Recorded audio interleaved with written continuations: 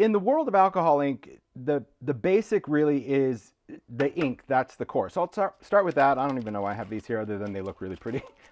Well, I'll jump into that in just a second. So alcohol inks, you can store your alcohol inks however you want, okay? The one thing to keep in mind when it comes to the inks is that these are a solvent-based ink, a flammable solvent. So this is not an isopropyl base. This is actually ethanol. So it is solvent-based. So for people that live in other countries overseas, they're it's pretty challenging to get them over there, but once they are over there, it is really nice of all the retailers and distributors that support this because they do have to go through a lot to get this product there, but it is available worldwide. The bottle itself is a high density plastic bottle. It's designed that so the solvent doesn't actually evaporate from the bottle like some alcohol inks tend to do. The nib is designed to actually be left open. There's a very skinny little nib, and when you open it, you'll see there's like a little pressure where a little tiny drop of ink sits at the top of that bottle. Some people don't like that. They find it messy. This was never designed as an applicator, because some people are like, oh, I wish this was this was not designed as an applicator. This was designed as a dispenser. It literally dispenses the ink. But we wanted something that would be the most user-friendly. If you tend to leave your inks open for a long period of time, which you'll see that I do, it is a good idea occasionally to go in and wipe those off because they'll get a little crusty with the color.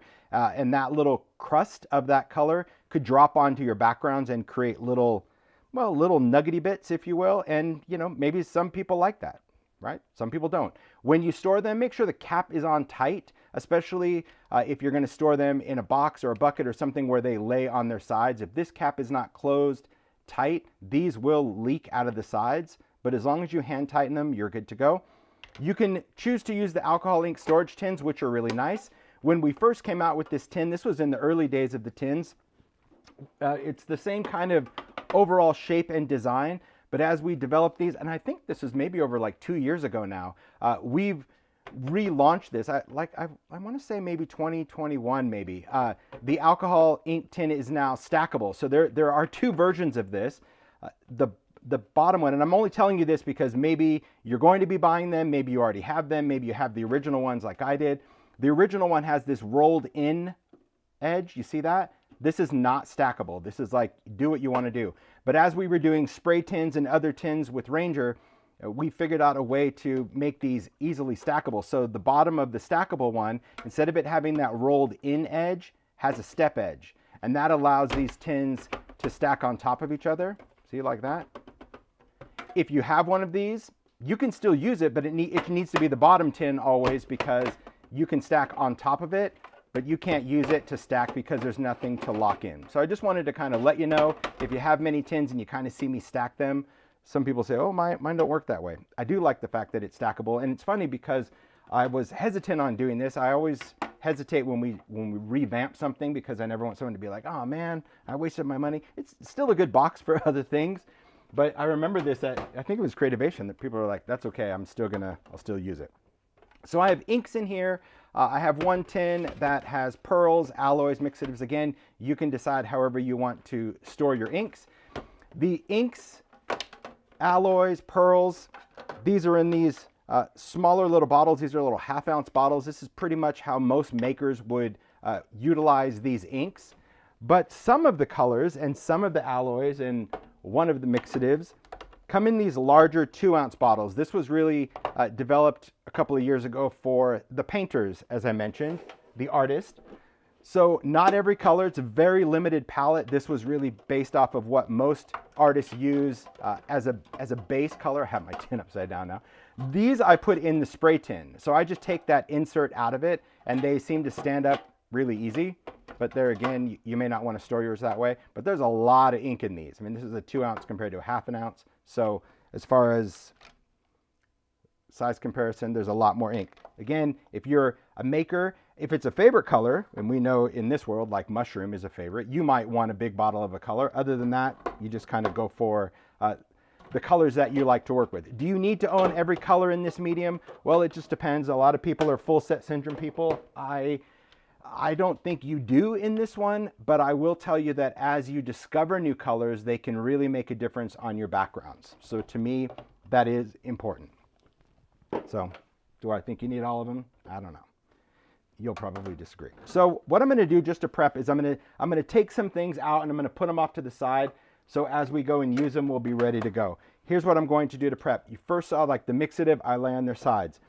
When I get into alloys and mixatives, anything that needs to be shaken up, which is going to be a mixative, an alloy, or an alcohol pearl. These are solvent inks that have a pigment in them.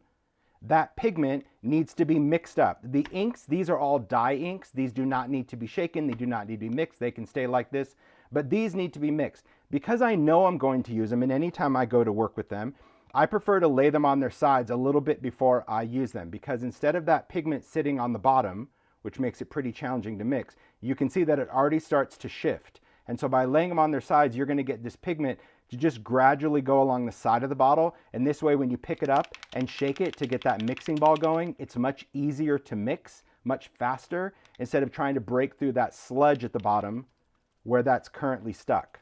Okay, but it will come dislodged. It just makes it much easier if they're on their sides. So that's what I'm going to have kind of off in front. I don't need to have all of them, but I will have some of them, some of my favorites. Okay, definitely one statue. And I'll take some different colors of pearls. Probably, I do love pearls. And I'll get to each one, what makes them different, how I want to use them. Okay, that's good. Well, no, I need that one too. See, that's my problem. It's like, stay away. Okay, let's move this off to the side. Stack that over there. Okay, all of these are just going to lay on their sides in front. So if you were doing a lot of painting, you might want to put these in a tray or a plate or something, but this surface in front of me is pretty stable. Okay. If you are working on a glass media mat, you want to remove your craft mat. Alcohol inks will stain that nonstick craft mat, so we're just going to work on the glass directly. So if you have that in place and you stain it, it's just stained. It's not ruined, it's just stained. So off we go for colors. Hello, hello everyone. It's going to be fun. Okay, so I'm just going to start out with colors. There's no right or wrong as far as which colors you want to work with, other than you should probably work with colors that you like. Imagine that. We get asked that a lot, where it's like, what color should I use? You should use the colors that you like. Not everybody likes every color or is a fan of every color.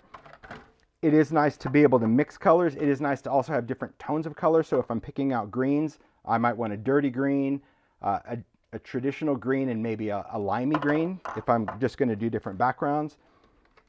There are some colors, and I'll talk about this one. This is a favorite. This is old school when these were Adirondack inks. Juniper is a favorite.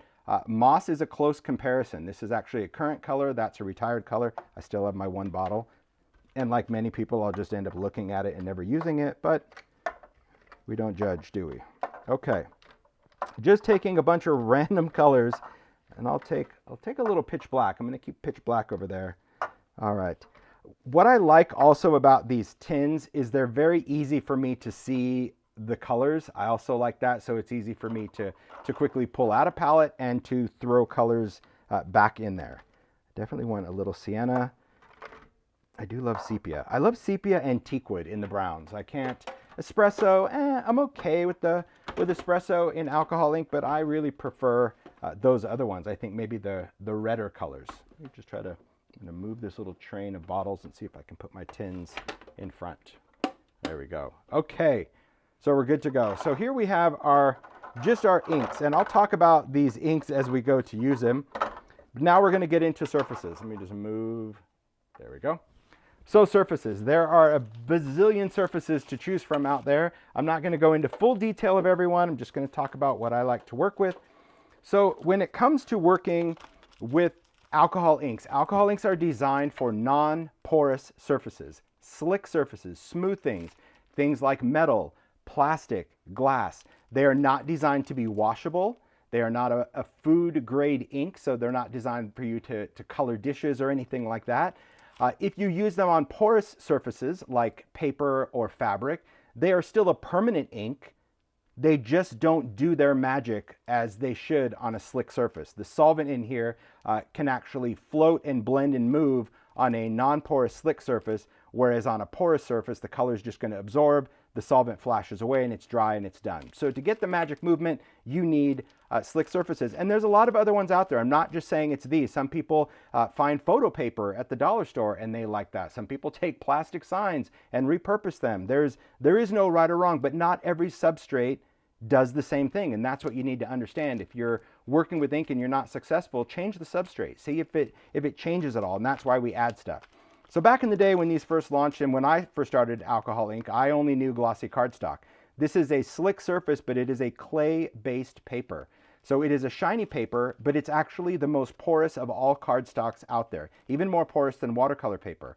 Because of that clay on the coating. It's very cool. I don't use it as much for inks anymore because synthetic surfaces to me reign supreme in the fact of how these inks can move and manipulate on a surface.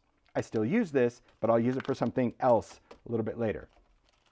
Metal foil tape. This is similar to flashing tape that you could find at the hardware store. It's just in a nice large sheet. It is adhesive-backed aluminum, so it is metal. So it's a nice way. You've maybe seen demos where I've covered a styrofoam heart or a box or anything. So if you ever want to do metal on something that isn't metal, this is a great alternative because you can simply peel and stick. These are also great to emboss. But we're really going to focus on kind of the synthetic side over here. Two other specialties that I use occasionally because they're specialty. These probably won't be in the line much longer, but they're still fun. This one is a brushed metal. It's a brushed silver.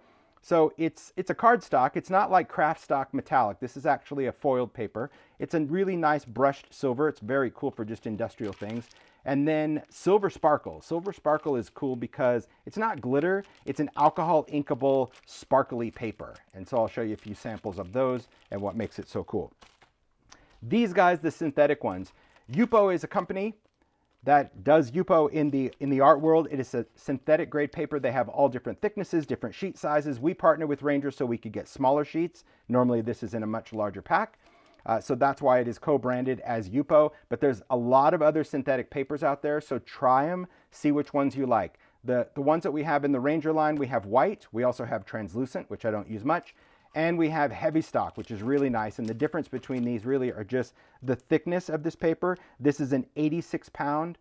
This is 144 pound. So if you're looking for more of a card base or something a little thicker, you would go heavy stock. If you just want a regular background, you would go regular. And then we have these two new ones. So Grafix, it's a US manufacturer. They do amazing synthetic surfaces. They have a huge fleet of synthetic surfaces, everything from craft plastics to beyond. And they wanted to collaborate, and there's a couple of their surfaces that I really loved that I felt were a little different. They make something very similar to Yupo, but because we already had it, I didn't want to just move from this to something else. But what they were able to offer are two synthetic surfaces, one called Dura-Bright and one called Dura-Lar. And Dura-Bright comes in all sorts of other ones. I think that's the one that also comes in white. That's very similar. But I wanted something black because the alcohol ink black cardstock that we had in the line, for those that follow the line, we've moved it over to Distress because I didn't really like how it worked with alcohol ink. This one, pretty magical. The cool thing about this surface is it is a synthetic paper. It's a matte black, but you can see how the inks just really glide across there. It's absolutely phenomenal. And we're going to talk about how this one is done and what we can do on this Dura-Bright. It's funny that it's Dura-Bright, but it's black. I like that. And then we have Dura-Lar. This is transparent. This is a translucent plastic. Now, these surfaces, what you need to understand about that is the thickness. That's why I wanted to do these specific. I don't know if they sell this weight in their everyday line. They might. But this one, the Dura-Lar Clear, I wanted something pretty heavy. So this is 110 pound plastic. It is a really nice plastic sheet that you can use for other things. You can use it for shaker cards and all that. It is not shrink plastic. It does not shrink, but you can see how the inks really float across. And you can use it on the front, which is this, or you can turn it over and you can have your ink trapped completely, there's that light reflection, completely under that transparency, which is also cool. Now, another great feature of these, and I'll get into the ink demo, I promise, but understanding what we choose, that really eliminates that every time we pick up a paper going, why are you doing that? Why are you doing that? It's not. It's a black alcohol ink cardstock, now black heavy stock. Yes, it is. That is it. It's exactly the same paper. The black alcohol ink cardstock, this stuff, is being retired from this line and has been relaunched, which I think we did at the end of last year, as Distress Black Heavy Stock. Exactly the same, except of course Black Heavy Stock is now bigger sheets because this is great for die cutting, foiling, all sorts of things in card making. And this one, I just didn't like how it played with alcohol ink, and I've said this in many videos. I never really inked on this much. I just used it for backers because the ink just absorbed too much into the black, but it doesn't do that on this Dura-Bright. It's like night and day difference. The other thing to know about these substrates, which I was so surprised about when I met with the people at Grafix, is that in addition to the type of synthetic material, and these are completely different types of material used than Yupo, is that it is also heat tolerant. And you need to understand heat tolerant. Heat tolerant does not mean heat proof, heat resistant. It means what it says, heat tolerant. So it will tolerate heat. The same way there's people that you tolerate. You can just deal with them, but it's not, doesn't necessarily be somebody you want to be around all the time. So heat is something that you tolerate, but you can't heat it indefinitely because it will in fact lose its shape or melt. The great thing about something being heat tolerant though, is it does allow us to do, let me find these other sheets because I've got stuff everywhere, guys, just to, because I wanted to test it out. Like, what does that mean? Well, it means that we can emboss on it with embossing powder, and I'll show you that. So this is Dura-Lar, and you can see that it is still it is not a warped lasagna piece, it is still flat, so you can use embossing powder. We'll demo that. But if you're into foiling, you can also foil on this, and you can see that foiling is absolutely beautiful on both of these surfaces. This is a great plate from Spellbinders. I love, these are like little strips. So yes, you can foil on this as well because it is heat tolerant. So that means we can foil. I've run it through the Mink. It worked great with that. You can also use your embossing. That's really it. Heat tolerant, not heat proof. But I wanted to test both of these just to see how that's going to work. It is also die cuttable because of the surface. If you've ever tried to die cut, say, acetate sheets or something, some acetates cut really well. Some are a little too flexible and they heal really, really quickly. Both of these substrates, if you did your alcohol ink background, you can die cut it. Now, keep in mind though that when you die cut, you need to choose something that is very basic, very thin. And you can use your steel dies, but this is also a thin die. So for example, on this particular set that has a solid butterfly and a detailed, I can cut this out with the solid, but there's no way this detail would cut through this clean. It would try, but it's really not designed for that. So although this is not designed as a die cuttable medium, that's why it doesn't really say use your die cuts with it. I wanted to test it out to be like, well, could I die cut it? And it did. It cut really clean, even down a little body in the head. I did 2 passes. I didn't use a precision base plate, but again, my shape was fairly basic. But I love these because now if you did a background, even if it's a background that for the most part you hated, which was this one, I like the fact that I could still salvage it for certain elements. I love that. I love to die cut Yupo as well. So these transparencies, very cool to have this Dura-Lar and give me the ability to die cut these. They have beautiful colors in them. You could also heat this with a heat tool and shape it because it is heat tolerant.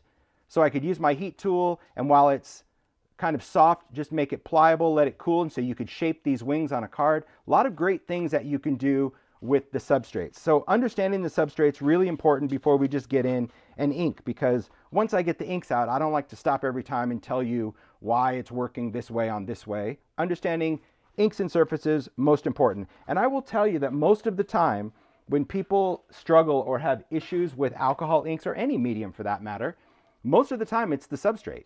They're trying to use a product on an inferior substrate, or a substrate it was never designed to work on. And just because you want it to or will it to doesn't mean it will, okay? So that's really important to understand and always keep in mind. Now that I've talked about these substrates, I don't want you to think, oh, well, unless I buy one of his schmancy little papers, I can't use these inks. Not true.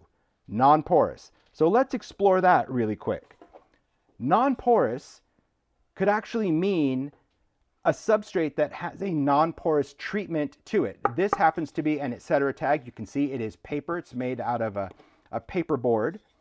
But here's a great sample. I've had this one for years to show people that you might have products in your space that you can transform a porous substrate into an alcohol inkable substrate. Now, each one is going to work slightly different, as paper does. It's the same thing. But it's really interesting that you can take alcohol inks and ink other things. So if you're like, but I have chipboard and I'd really like to alcohol ink my chipboard. Well, you could, but you're gonna have to treat it with something first to make that a non-porous substrate. And there's many options. One would be gesso. Now we know gesso in the art world as a foundation, it allows acrylic paint to move different, distress crayons different. So yes, you can take white gesso, coat a substrate, and it would be alcohol inkable. And you can see the difference when the alcohol ink drips off of that gesso, how it just soaks into just darkness. Whereas on the gesso, you can drip it, you can blend it, you can do all of those things with it, including getting those great layers. Now, if you go into collage medium is also great. It is a sealer, but it's a little bit different than gesso for a couple of reasons. One, collage medium, because it is that sealer, it still wants to hold on to the color a little bit more than gesso would, or even acrylic paint. So is this my surface of choice for alcohol ink? Well, not really, because I don't like the fact that it doesn't play. And underneath this is white paint. I just did white paint and then I put collage medium over the top because collage medium is translucent.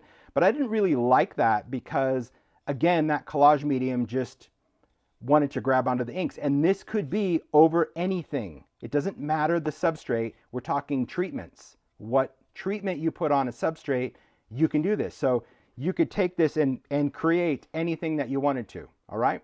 And you can also see that collage medium leaves a little brushstroke. I love it for a lot of things, not for alcohol ink. Now, white acrylic paint, pretty surprising, right? White acrylic paint, really nice. Now, here's what I noticed that was a different. The white acrylic paint, because it has a pigment in it, it started to morph the color a little bit when I was blending it. So you can see that, to me, this maintained its color integrity. Here, whatever was in the white paint, as I added solvents to this, it started to get a little pink and weird. Maybe you're fine with that. So if you try white acrylic paint, just know that you might get some weird color blends here or there. That's totally on you. Here's another great one, metallic. Look at that. So if you wanted metallic, you could take metallic paint. This is just metallic distress paint, and you could paint a surface, and now you have this beautiful metallic painted alcohol inked surface. Really cool. So these are just some options. There's many more out there. I would recommend, if you're going to do this, stick with something completely white so your color is more true. For example, someone could say, oh, could I use pink acrylic paint? Well, of course, Captain Obvious, paint is paint, but pink is going to be a pink undertone, and so pink and blue make purple.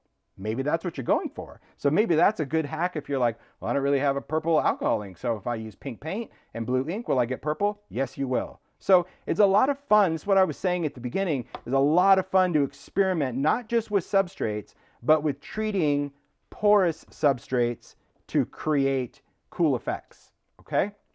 So let's go and explore alcohol inks and how we can create that. I saw someone ask about clear embossing powder. I'll get into embossing in just a bit because alcohol ink is not meant for embossing, okay? It will do something to that embossing. Okay, so let's get into just creating some backgrounds first. Now, I will say for this, I'm just gonna glove up for the demo.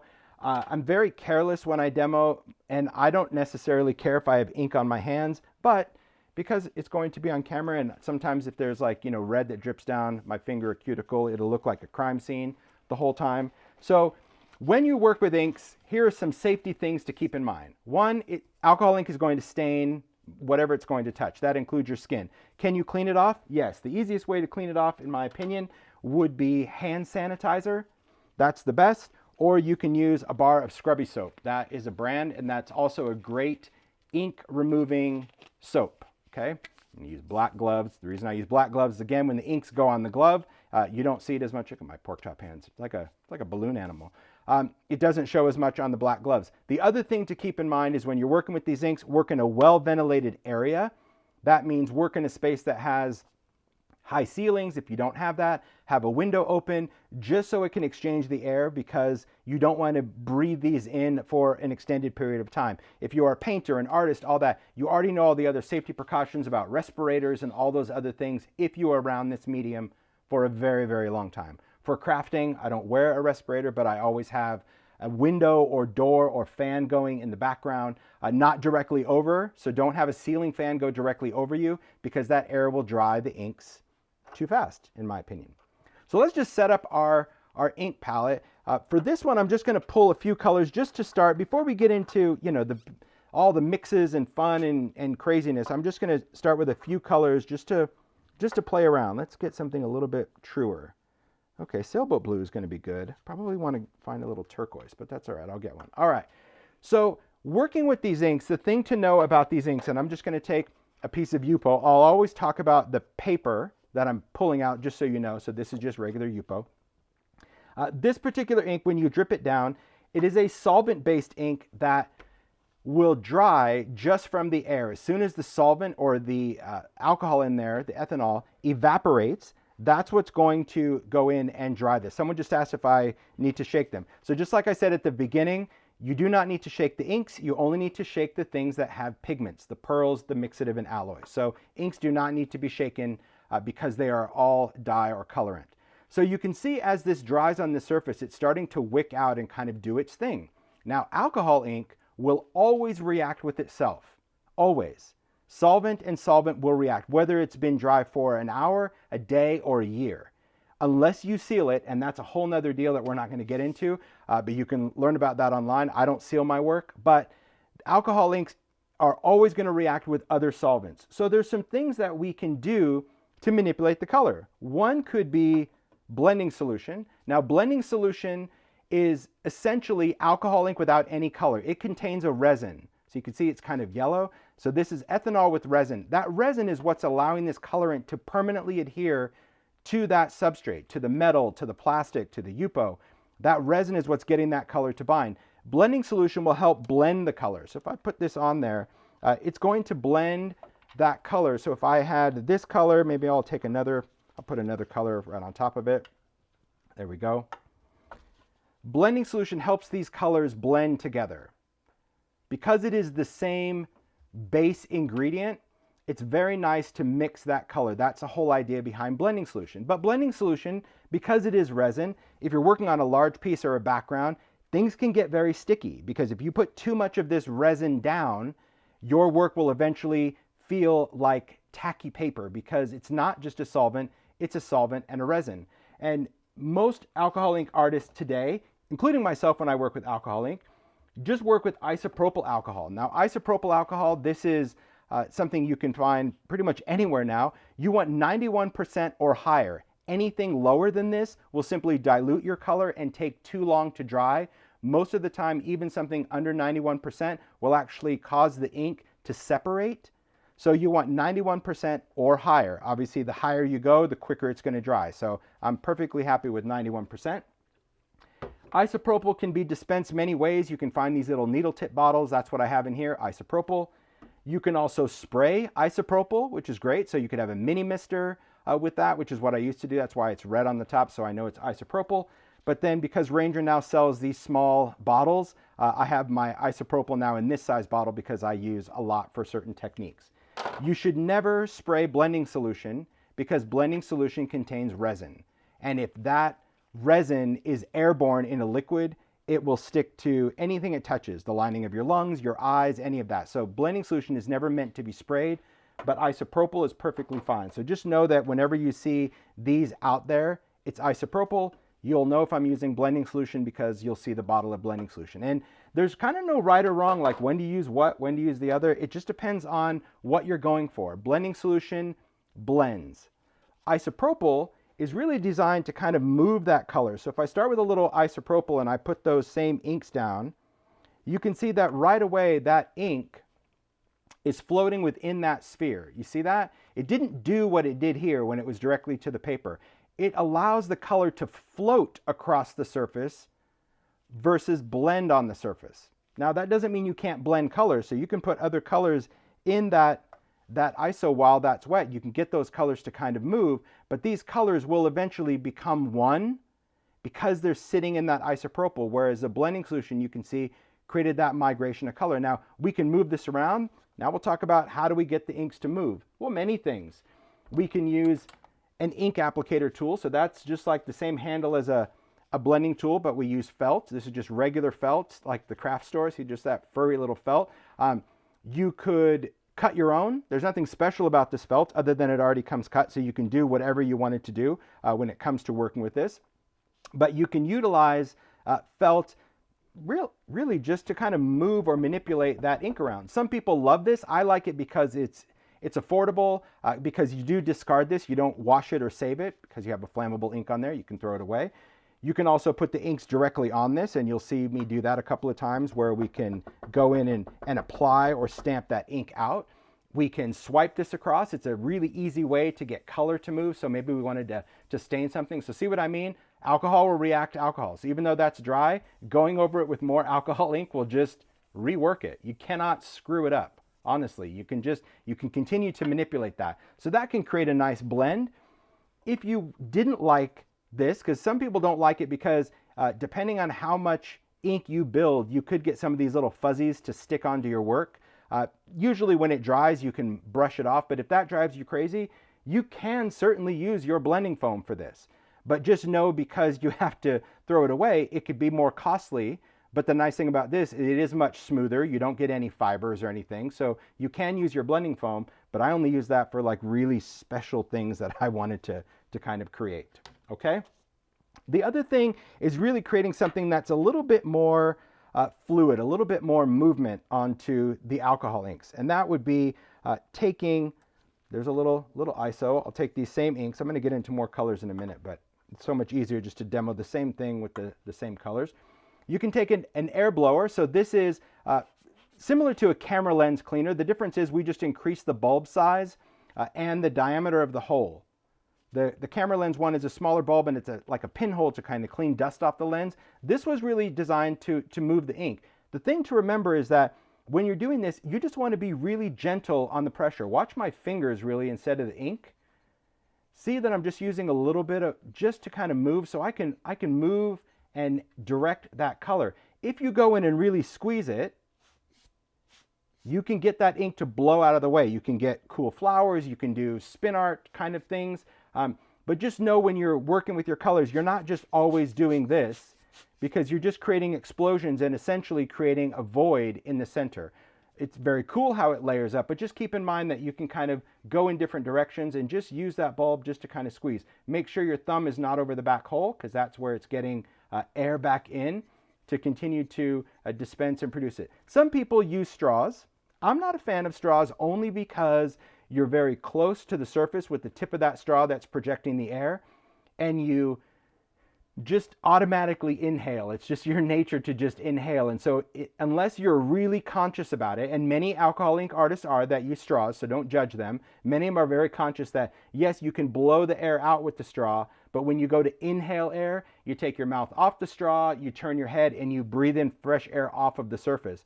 But a lot of beginners, when they're working with a straw, they're like blowing out of the straw and then inhaling, like opening their mouth slightly and inhaling in the corners of their mouth. But essentially, you're really taking that solvent right off the surface, and that is not good for you. So just keep that in mind. If you really need to use a straw for your technique, just be aware that you can kind of take fresh air out by taking your mouth off of the straw. Now, that's just using the blower. But then there's another way that we can manipulate these inks as well, and that is with a hairdryer. And it could be any kind of hairdryer you want.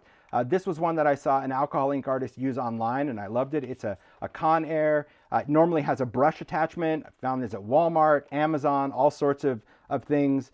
But the great thing about this is it's more direct, like a heat tool. It has a low and a high. Okay, so that's the high. That's low. The low is really, really low, and that can manipulate color as well. But I like that it just allowed me to manipulate a little bit more organically. But a regular hairdryer would work. It's just about you kind of angling that. So let's show you just the hairdryer. So hairdryer, I'll just put some inks down just to kind of show you some movement. And I did see a comment with airbrush. Airbrush definitely. Airbrush will definitely work, but that is a high volume of air. So most people that use airbrush are manipulating color with purpose. Maybe they're creating flowers or backgrounds or landscapes. So here you can see with a hairdryer, it's just a little bit more, I'll just say, relaxing. Okay, it allows you to create that float. This is also how you create ripples, where you put the air down, get the inks to move away, and then the inks will slowly go back to the edge. And then you do again. I'll show you in just a second. It takes a few steps to create those ripples. There you go. A heat tool is simply designed to dry. Now, a heat tool is going to be really hot on here. Remember, this is heat tolerant. So if you use an embossing gun, I don't ever use an embossing gun on the inks, because you're just going to dry the ink in place. And that's really not what I'm going for. I want to I want to manipulate these and move this. So it's really about air. And I think that's why this one has been probably the fan favorite, because although it's a hairdryer, it's not really very hot, because I think it's more of a style brush. There's a brush that goes on the end of this. So this is more about a styling tool versus a hairdryer. So, but again, if a heat tool's all you have, try it. I just don't use it, and that's why. It's too hot, and I just think that it goes on too fast. So here's what's great about this. Here you can see the ripple. So that is about having the solvent go in, and then you blow on it, it dries, and then you just allow that ink to go back in. There's so many artists that do amazing, cool tidal things or roses, but the dryer is really nice because you can see it blends much more organic and soft. You get almost a wispy blend, whereas when you use the blower, sometimes it's a bit more shapy, which is okay. Again, there's no right or wrong. That's why we're going over tools now, because I'd like to explore that. So as I'm going in, it doesn't really matter what I pick up. Like, why did you use this? Why did you use that? It's just an option. That's why. There's no right or wrong to what you wanted to create, other than how you want this to ultimately look. Because we're working on a synthetic paper, if you wanted to clean this off and start over, you can take isopropyl alcohol and you can wipe it off. And there are surfaces out there that come completely clean. Yupo does have a tendency to stain a little bit. So I'll just clean in one spot just so you can see. So even if I dripped a little iso directly onto this and just wipe it off, Yupo is going to stain slightly, but not bad. I mean, you can take most of it off. So as long as you're dealing in the same kind of colors, if you don't like it, you could essentially wipe it off and start over. Personally, I don't. I'll add color to this. I'll rework this background and create something totally different. And that's what we're going to do before we really move on to another demo. So kind of knowing all of those things, let's play around with colors real quick, and then we'll introduce alloys and mixatives. Right now, we just want to talk about color. I'm going to work on the glass. I happen to like working on the glass. I like the movement. I like the flow. So I'm going to start with just some colors. Now, as I work with colors, you can keep the caps off or you can put the caps on. It doesn't really matter on these inks. As I mentioned, let me see if I can pick this one up. The camera's going to show. Do you see that little dark spot at the end of yellow? That is the ink that has climbed up the side of this bottle, up the side of the nib, and it sits there. So there is a little bead of ink at the top of this bottle, and that is restricting the air from going into this bottle and evaporating it. So although these are a fast drying ink, usually 10 to 15 seconds, depending on where you live, you can leave the bottles open. They're designed to be left open as you're working with them. There, you can see that little bead climbing up? There you go. That's just by design. But if you're not comfortable with that, don't do it. Put the cap on every single time. You do you. Okay, let's take a little, I'm going to take a little bit of moss. So right now I'm just working with kind of some warm colors. Some cool colors. And I'll warm it up in just a bit. Probably a little bit of sludge. Let's do, slate is still a cool color, but I'll go over there. I'm just dripping inks down first. Then I'm going to go in, because I want this to be a little bit more fluid, I'm going to take a little bit of iso and I'm just going to squeeze some of that on there. And now I'll take my paper and I'm just going to drag through these colors. Okay. I love how this looks. What you're going to notice is that the ink looks very streaky at first, but as it's drying, these edges will start to soften. Now, can we go in and manipulate it? Yes, we can move those to really get a blend. You can take the hairdryer. You can take whatever you want to do to create a background, but don't overthink the ink. You just kind of do it. Now, isopropyl is going to stay wet fairly long, so it gives you a lot of time to go in and add some layers. Could we swipe again? Well, there's some color there. You could. Every time you swipe, you're going to get just a different direction, a different striation, and it's going to remove whatever was there. Could you print? Yep, you can print in that. There's great ways to use alcohol ink even with a gel plate as well. So there's some great demos on YouTube of how you can use alcohol ink on a gel plate. So now we're going to talk about texture. You can see that when you pull the ink follows that movement. As you blow out the ink, it follows that movement. So if I stamp the ink, let's just say I go in and start stamping into this area. Let's see if it's still wet. Okay, that's not wet. So I'm just going to add a little bit of alcohol. It could be a color if I wanted to, just to get some solvent on there. But you'll see that as I go into this ink, even though it's dry, it's going to create that little texture, those little dots. And that's from just stamping into that. Now, if I stamp in one area really solid, you'll see that as it dries, it starts to smooth out because that's what the solvent does. It's designed to just kind of move around and kind of do its thing.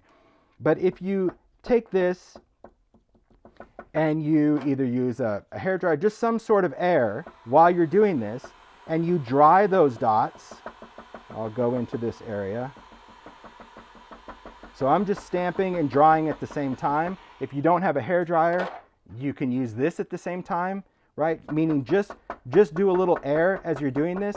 What the air is doing is it's drying that ink, even though it's just alcohol at this point, to create that texture, to create those little dots. That's what's going to keep that ink from healing or smoothing out in that little section. Okay? There's other ways that we can do this as well. Some way could be taking a mister, a mini mister. That's why I like a mini mister. I'm going to keep my distance on this one. I'm just going to give it one little spritz of isopropyl. Well, as long as I point it in the right direction. There we go. And you can see as soon as that isopropyl hits it, look at that, kind of a galaxy. So if you're going for a galaxy, a mini mister is really great because it's very fine, but keep your distance. Because if you go really close, you're just going to hose off that one area. But that's a nice way. But you see the difference is the isopropyl direct just went right down to the surface. Created more of white than we did when we had that little bit of color. Because even though I only added isopropyl to this, it reactivated that blue. So technically when I was stamping in blue, and that's why these look blue. See? It all makes sense when you start kind of understanding like, well, why are these blue and why is that? They're both isopropyl, but this was just straight isopropyl on here. This was isopropyl that reactivated what was on this felt, which was blue. And I like that. So it could be anything you want it to be. If you wanted something bigger, you could take a splatter brush. So we market the splatter brush in Distress and in Alcohol Ink line for that very reason, because it could be used with either one. It is exactly the same tool, but sometimes for certain retail areas, we need to market it in both places, so it lives in both places. The splatter brush is just going to give you bigger splatters, usually bigger drips than, say, a mister will. Again, if I'm ever spraying or splattering, I always choose isopropyl. I never do that with blending solution because of the resin. I don't want to risk splattering it in my face or anything like that. Isopropyl, if you get it in your eyes, it's just going to sting, and then you open up and you're good to go. So here I'm just going to splatter in this one area just to show you. Put a little bit more of that down, put it right on the glass, and I'm just pulling this back and letting these bristles go directly in that area, but you'll see what it's doing. I'll try to focus in that one space. So the splatter brush just creates bigger splats and not so concentrated like a mister does. So maybe you were doing a background and you want it to be a little speckly fleckly, like stars. Maybe you don't want that many stars. Well, that's your option. Because we're doing the same thing, we're still splattering it, we just don't get that big hit down there, okay? That's the beauty of working with this. Okay, so now that we've kind of learned everything and manipulated our thing on one background, let's just go in and start painting and coloring and just doing all sorts of cool things, and we'll talk about the other substrates. Well, actually, before that, I'm gonna change my mind. I want to talk about these real quick, just so as I'm working with it, I could grab them and you'll understand it. So back in the day, when we first launched alcohol inks, we had a product called Mixative, and we still do. Ranger still makes it. They will retire it eventually, I hope, because to me, alloy is a way better product than Mixative. But that's just because how I want to use it. So I guess it's not fair to say. Mixative is designed to mix with the alcohol ink. So metallic mixatives, the gold, silver, copper in a mixative, because it comes in metallic, was designed that when you used it, it would mix in with the inks. In fact, let me see. I should have a mixative here. I got to find, it's like, which tin is it in? Let me grab this one. Here's one. Okay, here's a rose gold. All right, I'll just show you that. A mixative is designed to mix in with a color. An alloy is a completely different type of metallic. This is a leafing metallic that really creates this richness on the surface. And this is designed to clump, not textural clump, but clump and create more fragmented parts of metallic than a mixative. Mixative is also metallic, but it's a different type of metallic pigment. It is designed to mix with the inks, create more of a fluid, kind of sparkly background than the alloys. Alloys are designed to like stay together, and separate from the inks themselves. So that's why I think, for right now, people like both of them because it depends on the look you're going for. But it's important to know that when you're working with these, they have their pros and cons, okay? If I work with any of these, anytime I deal with a pigment, doesn't matter, just me personally, I always use a little bit of blending solution some point in my background because the resin of this is going to help this pigment adhere to the surface better. So here's just a smaller piece of Yupo. And what we're going to do is we'll start with just a mixative. I'm going to shake this up, and we'll also use some colors. So let's take this. We're going to use a little ember. So for now, I'm just going to line up my colors. I do like to use my matte, that little square palette, to kind of match the caps and the bottles. Some people don't care, and honestly, it doesn't really matter. But if you put the wrong cap on the wrong bottle, you could get a little, a little cross muck, but maybe you don't care. Maybe you don't care if there's red ink around your green bottle. I don't know. Some people, it doesn't matter. I know for a fact it doesn't bother Ted. Because when I would demo and I would open his alcohol ink bottles, it was a mystery. It was like, well, it wasn't a mystery, actually. I could tell already. I'm like, oh, that was purple. We talked about that. Yeah. Oh, you did already? Oh. Anyway, so that's what I do for mine. But again, you do you. That's it. Yes, Nikki, like I just said, this is different than this. Two totally different products. And I'm going to show you why. Okay. So Mixative, as I mentioned, is designed to mix with the inks. So what I'm going to do is I'm going to take the colors, and I'll just work on the glass as well. I might use this ink tool a little bit, but let's just put a little bit of color down just on the glass to start. And I'm not going to list the colors as I do them for this because it just doesn't matter. You kind of want to do your own thing. We'll take a little bit of Mixative. I'll put a little Mixative down there, and I'll use a little blending solution. Okay. Could you use isopropyl with this as well? Yes. For alloys and Mixative, you could also use isopropyl in your mixture if you wanted to, but I just choose for this blending solution is going to be fine. So here's what we get with the Mixative. It's really beautiful. It's a great way. You'll see as it starts to dry, that metallic is going to really come through. And you have the ability to go in and manipulate this as well. So I'm going to take off this blue because I want to maintain my color integrity on the back. Put on a fresh piece of felt. I think I'll add a little bit of yellow to this also. And I'll pick up some of this color because you can. And let's just kind of start stamping into this. Again, everything is going to have a different reaction. So this is going to give me a swiping movement. This is going to give me more of that cell look. And at the end of the day, we can change everything all over again.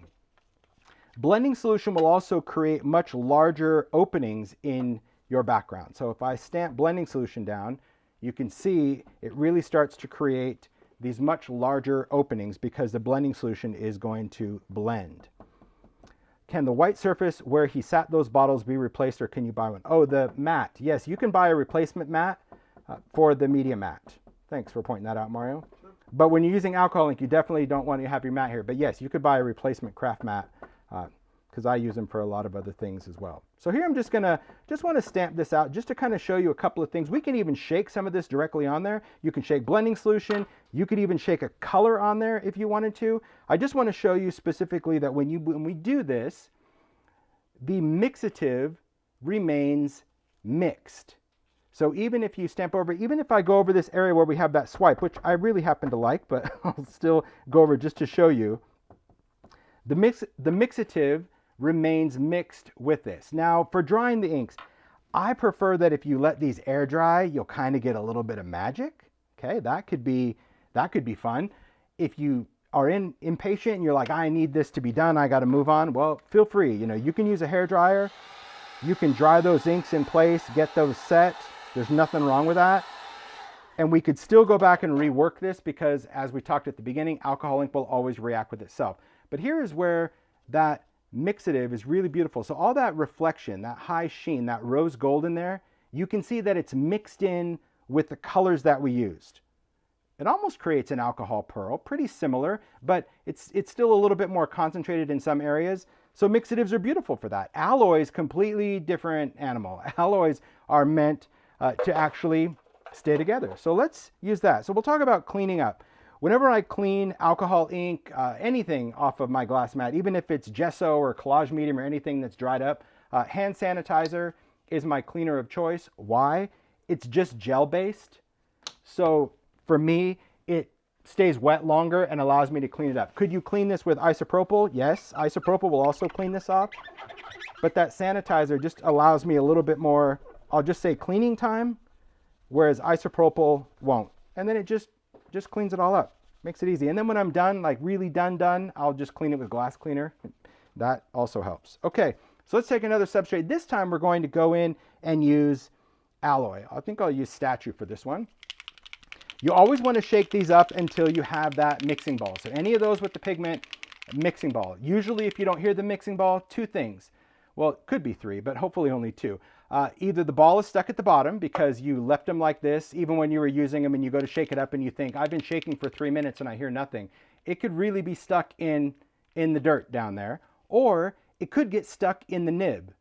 The mixing ball is designed to restrict a continuous flow in these. So if you had the bottle tipped over and you squeeze it out, you're only going to get one amount really because that ball has dropped in there. Sometimes that ball gets lodged in the nib, so you could give it a whack, and then a lot of times that will come out and it allows you to mix it up. And of course, when I said the third time, Ranger could not have a mixing ball in there. It happens. It's done by machine. It could happen, but usually that's the case. Okay, so we've got our alloy. Let's stick to very similar colors just for the sake of doing that. Now, when I work with these, I think it's really important to kind of create a foundation. So I'm going to work with isopropyl just to start my foundation on this one, because I think the more I change how we apply the color, the more you see that it really doesn't matter, or that you can create some cool effects. Let's do this, and we're even going to throw in that little touch of purple. Okay. All right. So what I'm going to do is, Marie, I'm using a hair dryer, but it's designed with a brush. So it's blowing warm air, but not hot air. So that's what I was using that's what this is. That's what I talked about. It's a styling brush hair dryer. Okay, moving this around. That's beautiful, isn't it? Let's add a little bit of alloy. Could you add it at the same time? Yes, but I like to see what's going on first before I add this in. And we can just add a few drops of that. I'm going to put in a little bit of blending solution because I have that metallic in there. We need that pigment to stay on there. And what's going to happen on this one, you'll see, look what's happening with the alloy. You see how the alloy just wants to stay together? It's kind of creating, let me slide this off the glass, kind of creating its party. You see that? So even though I take the blower and I move this out of the way, you see what I mean? How they want to get back together. They want to get back to the party, and they'll just kind of float around. They're like, oh, hey, how you doing over there? Oh, yeah, good. And they just want to meet up. So things to remember about alloy is if you use too much of it, you're going to end up with a concentration of it. If you want to break it up, you can use blending solution, or you can use more ink, additional colors. That's going to be fine. Could you use alloys and mixatives together? Sure. I'm not sure why you would, but you absolutely could. You're just going to get two different effects. Your foundation would be more mixative, and your alloy would remain separate. So what I try to do is kind of break up the party a little bit with this blower, or we can take the dryer and just go around different areas. I'll show you this little hack that I do, but I forgot to do it because I'm in demo mode versus how I normally work, but I'll do it on the next piece. Okay, and I'm just moving this around. So what this is doing is essentially kind of drying that ink in place, but I want to show you the difference between the mixative and the alloy. Beyond just color, just really what those two mediums are designed to do. Okay?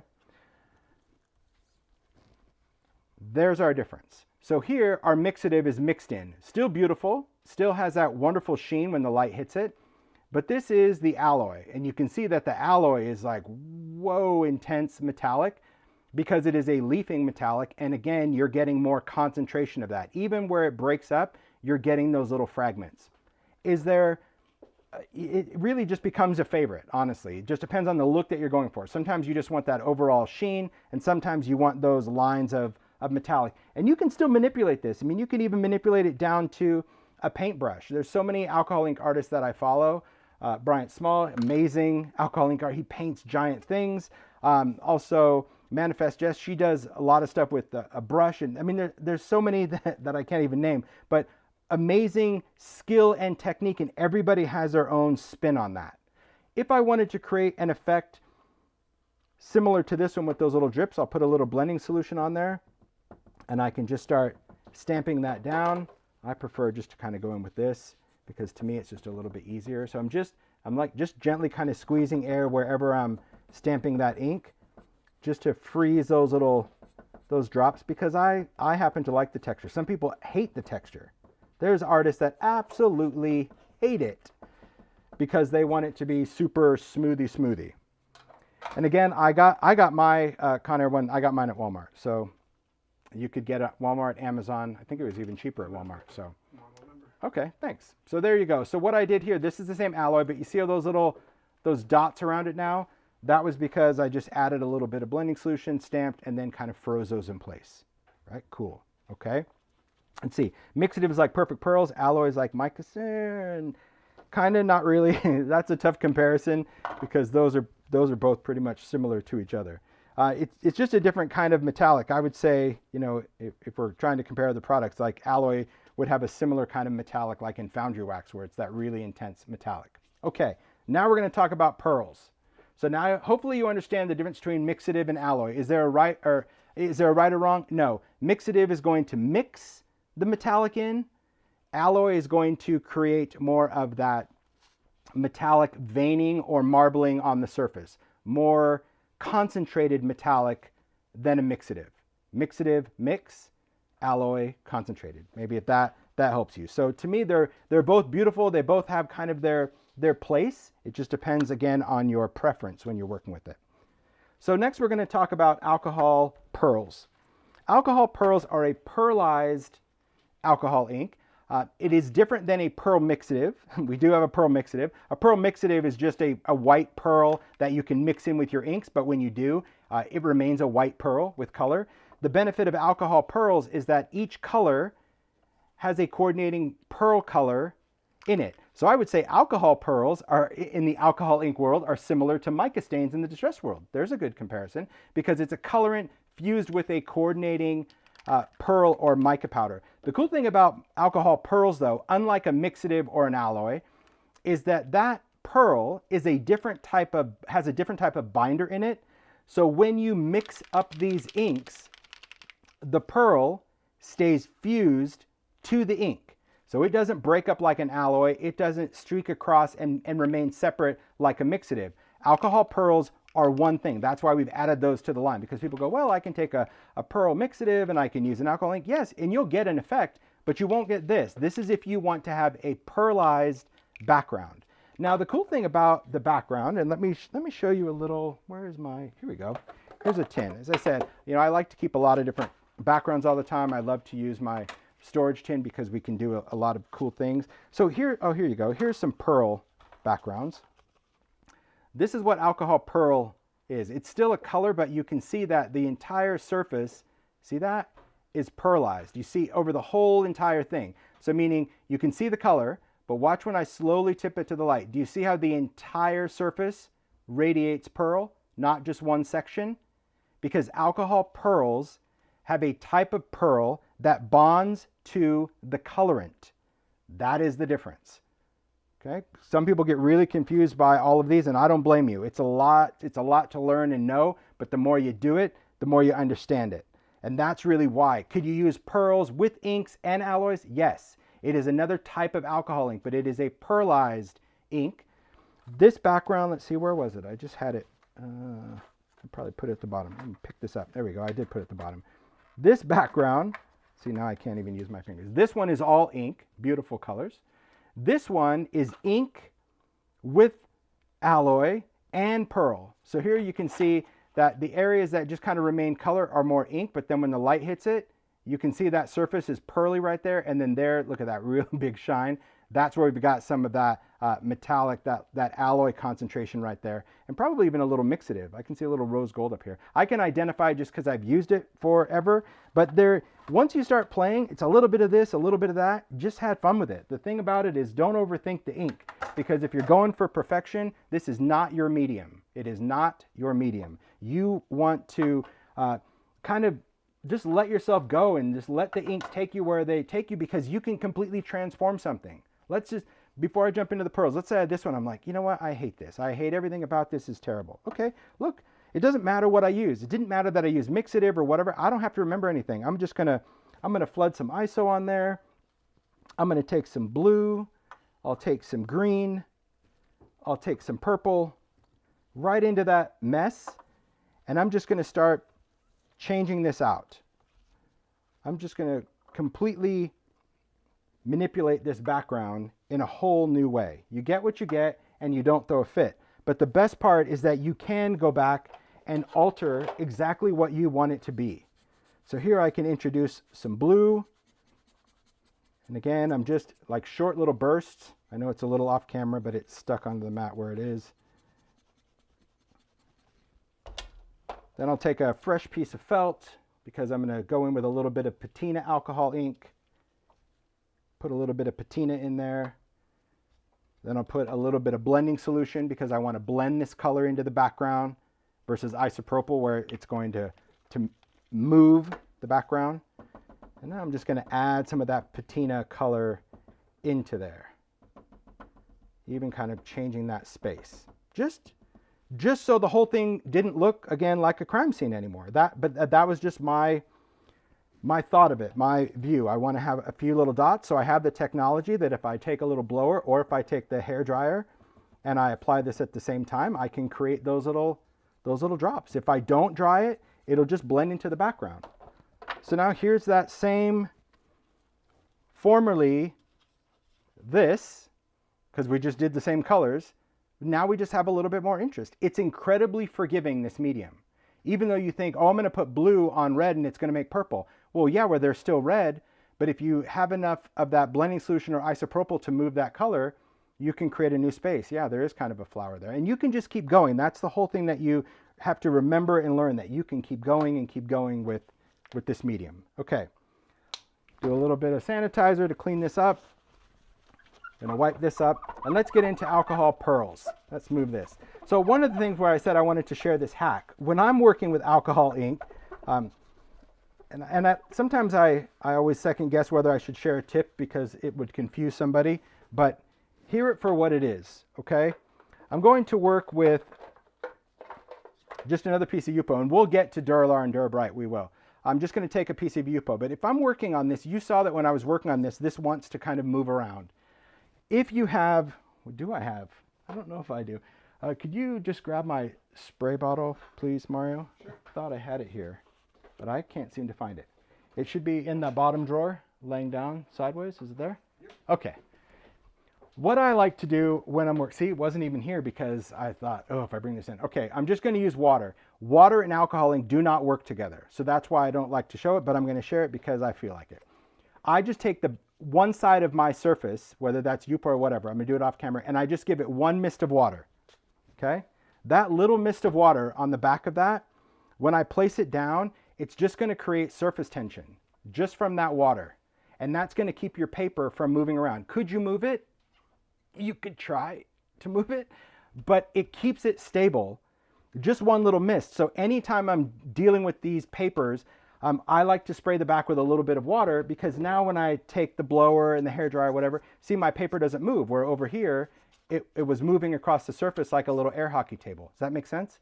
But I just don't want you to think like, oh, I can spray this with water and then the inks move. No, the water doesn't make inks move, but water will make your surface stick to that paper, and then we just take it off. So just kind of remember that. It does. That whole surface tension is like a vacuum. Okay, we're going to take alcohol pearls.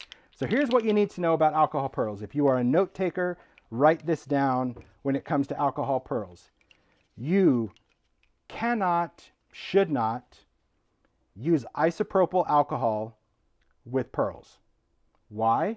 It is not designed for that. If you try to do all of your things using isopropyl alcohol ink with pearls, several things will happen. 1, it will clump on your surface.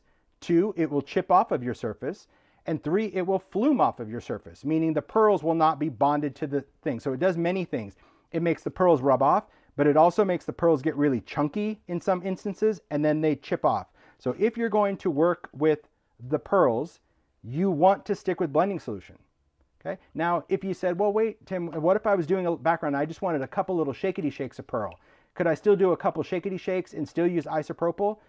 I've done that, and yes, you can. There is a way to kind of use both, but if you are doing a pearlized background, you need to use blending solution because it is the same solvent. It just has to do with the type of resin in these because, as I mentioned, that pearl is fused to the ink. And it's important to know because some people have had really bad experience and they're like, oh, you know, mine, I got a bad batch or I got this. Well, no, the reality is you just used them in a way that they weren't designed to be used. So each time you use these, we need to shake them up because it's got a little bit of pearl in there. I've got a little chunky on there. Let me take a wire. Oh man, I don't even have my wire pin. Mario, can you grab me a piece of wire real quick? A thin piece of wire or a pin? Oh, he's doing hairdryer stuff for you. That's okay. I'll come over here. I'll grab a pin. I see him over there linking hair dryers. I guess that's maybe we should have just done a hair dryer demo versus the ink. All right. I'm just taking a little pin off to the side and I've got a little, obviously I got some pearl nuggety bit stuck in there. Oh, and I still do. I really need a wire. I don't like to go down this with a pin. I'll just take a piece of wire. So we'll skip this color for now, although I really want to use it. Hopefully they're not all like this. Here we go. Oh, there we go. Nice. So did you see that little crusty bit? That's what I was just telling you about when you open your ink. So I'm going to open mine off to the side so any little crusty bit is going to fall. Yeah, in there you'll see that little thing of paddle wire. Thank you. Yeah, if you have something that's clogged up, really, a pin is not a great way to unclog your inks because it will split the nib sometime. Okay, so I'm just going to take this. Thanks. Yeah, that's perfect, Mario. Thanks. It's just a little paddle wire. Okay. Okay. No. All right. Cool. Thank you. A little bit of wire. See, just a skinny piece of wire. And what that's going to allow me to do is not only put this in the nib, but go all the way down that nib and just kind of turn it. So that's a great way if you have glossy accents or anything with a nib. You don't just want to poke that in. You kind of want to give it a little turn so you're really, there you go, you're really scraping that out. There we go. Now we have a little bit of this. Look at these colors are just, they're so beautiful. I love the pearls just because of how they kind of radiate on the surface. Now, I did start with blending solution, pretty good amount of blending solution. I see these fragments, and this is what I was saying before, from Celestial when I opened it, those little nuggety bits. I'm okay with that because to me it's going to add some cool texture, but that's what caused it is I opened the bottle right over my background. And so if you are an alcohol painter, you pretty much know like, yeah, not to do that, but I do love it. So if I want to move that ink, I'm just going to go in with a little bit of blending solution. Could I use the ink tool? Yes. Could I manipulate this more with a dryer? Yes. Could I just take some of this and go right into that big pile and try to manipulate it this way? Yes. The beauty, of course, of having that water down on the bottom is that this is still, it's still stuck down there. So I absolutely love that. All right, just want to move this around a little bit more. I just want to create some play. I'm a huge fan of this tool. I feel that I can create more, I guess just because I like my inks to be a little bit more sporadic. So I like just using, and again, I'm always using it like this. I'm really never doing the full-on blast. Okay, and I'll just show you the pearl. I'm going to introduce some ink into this, but just wanted you to see what the pearl looks like when it's dry. So now I'm just going to dry this. Because the pearl will not appear until the ink is dry. When the ink is wet, it doesn't look pearly at all, but when it dries, that's when you'll see that little sizzly frizzly. So to take this off, I normally just take a craft pick, or you can take another piece of paper and just go right under that to break the surface tension, and then up it comes. But this is my background. So look at that. See that, just how subtle and just shimmery those alcohol pearls are? Quite beautiful. Yeah, that little fragment, those little pieces, that's from Celestial. I don't mind that. Beautiful. So some people want to do a full background. Some people say, what do you do with this? And we're going to get into stamping and all sorts of things, but just becoming one with the background, just play with your inks, okay? Play with it and have just a good time with maneuvering these inks and manipulating them and create that wonderful soft wispiness. These will always react. If I wanted to add some color in there, I don't need to put more water down because there's probably still some, yep, just not as much, but there's enough that I can just add a little bit of move. I'm going to go back in because I already have this. I'm just going to add a little patina and a little bit of blending solution. I'm going to get that started over here. It's a little mucky, but I don't mind that. And I'm just going to take, just to add just some interest. Again, I know some people just love the wispiness, ethereal look of it, and I always like to muck it up because that's just me. So you have to do you. You have to do what really likes that. So,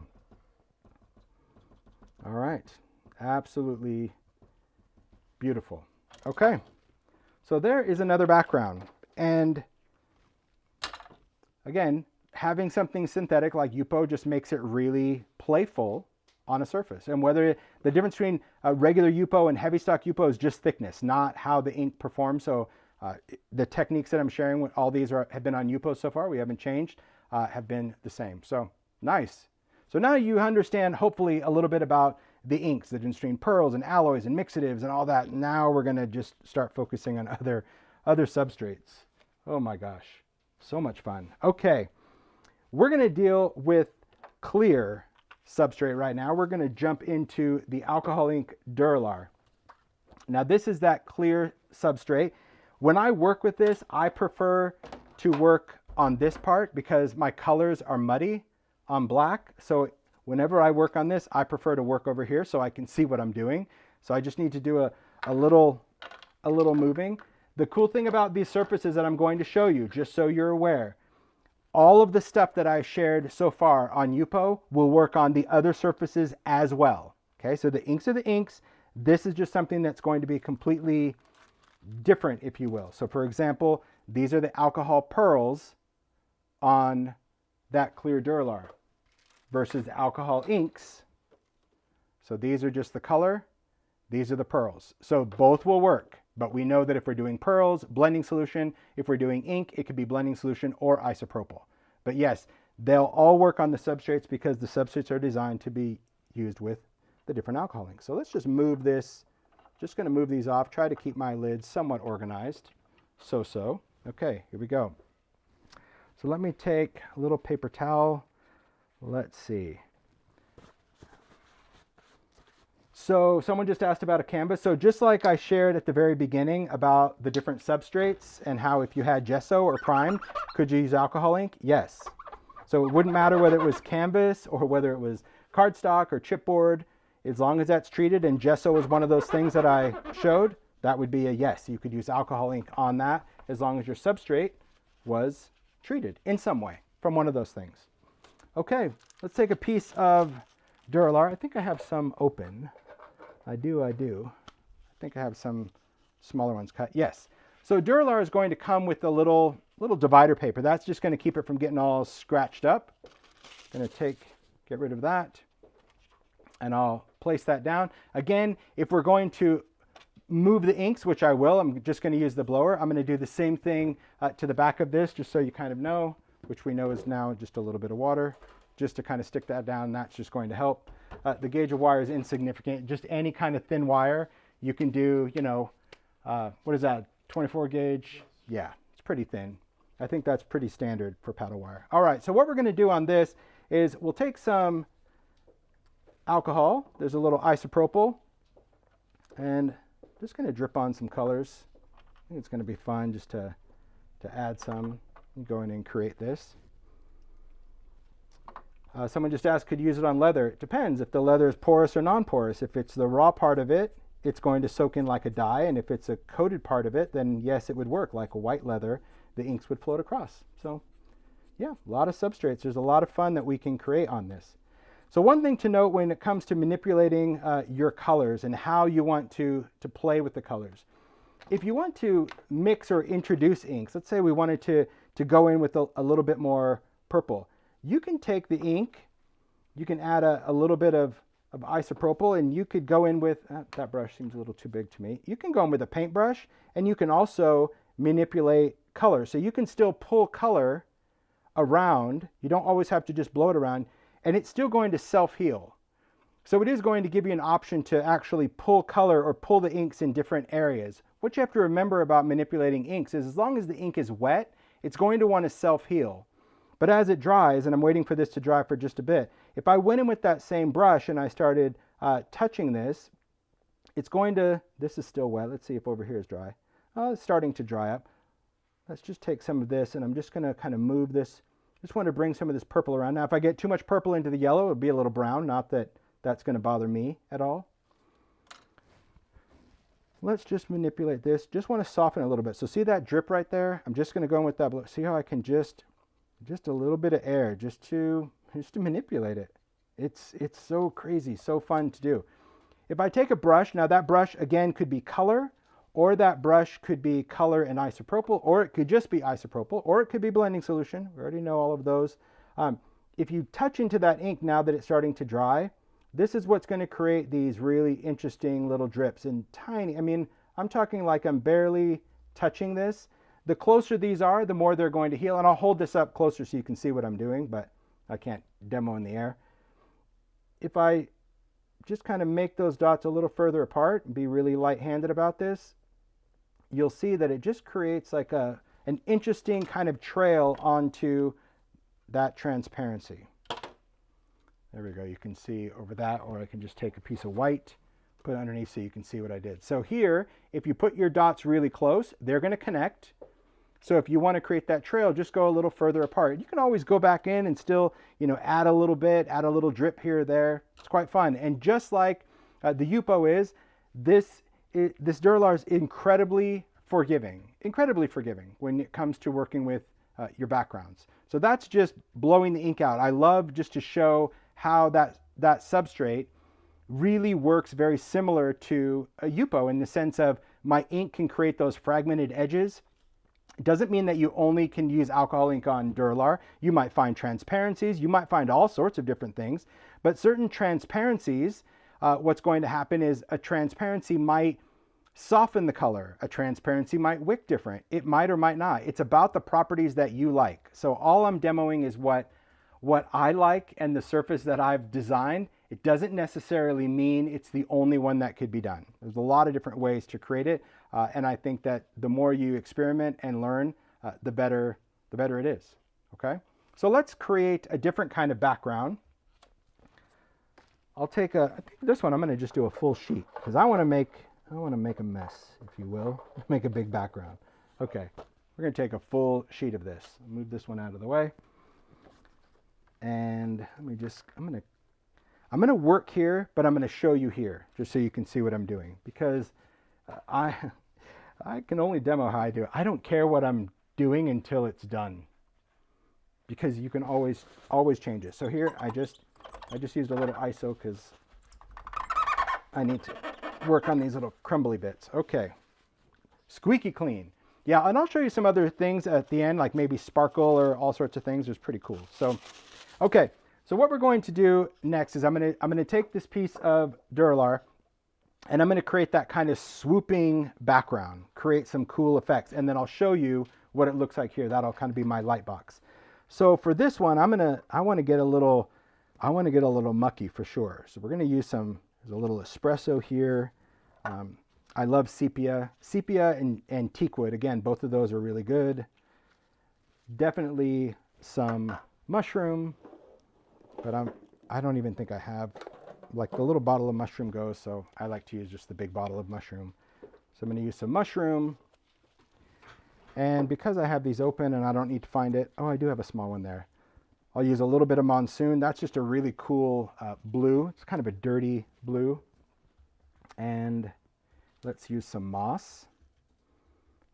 So I'm just kind of dripping it on there. It really could be, you know, at this point, it could be some sort of crazy cool casserole you want. And I think I'm even going to use a little bit of aloe. Let's use some gilded. I don't want to use much. A little shakety shake. But I don't want much of this one. So that's going to probably be enough for me. And now that I have the stuff, I need to move this. So I have options, this or this. I'm going to go with a little bit of blending solution to start.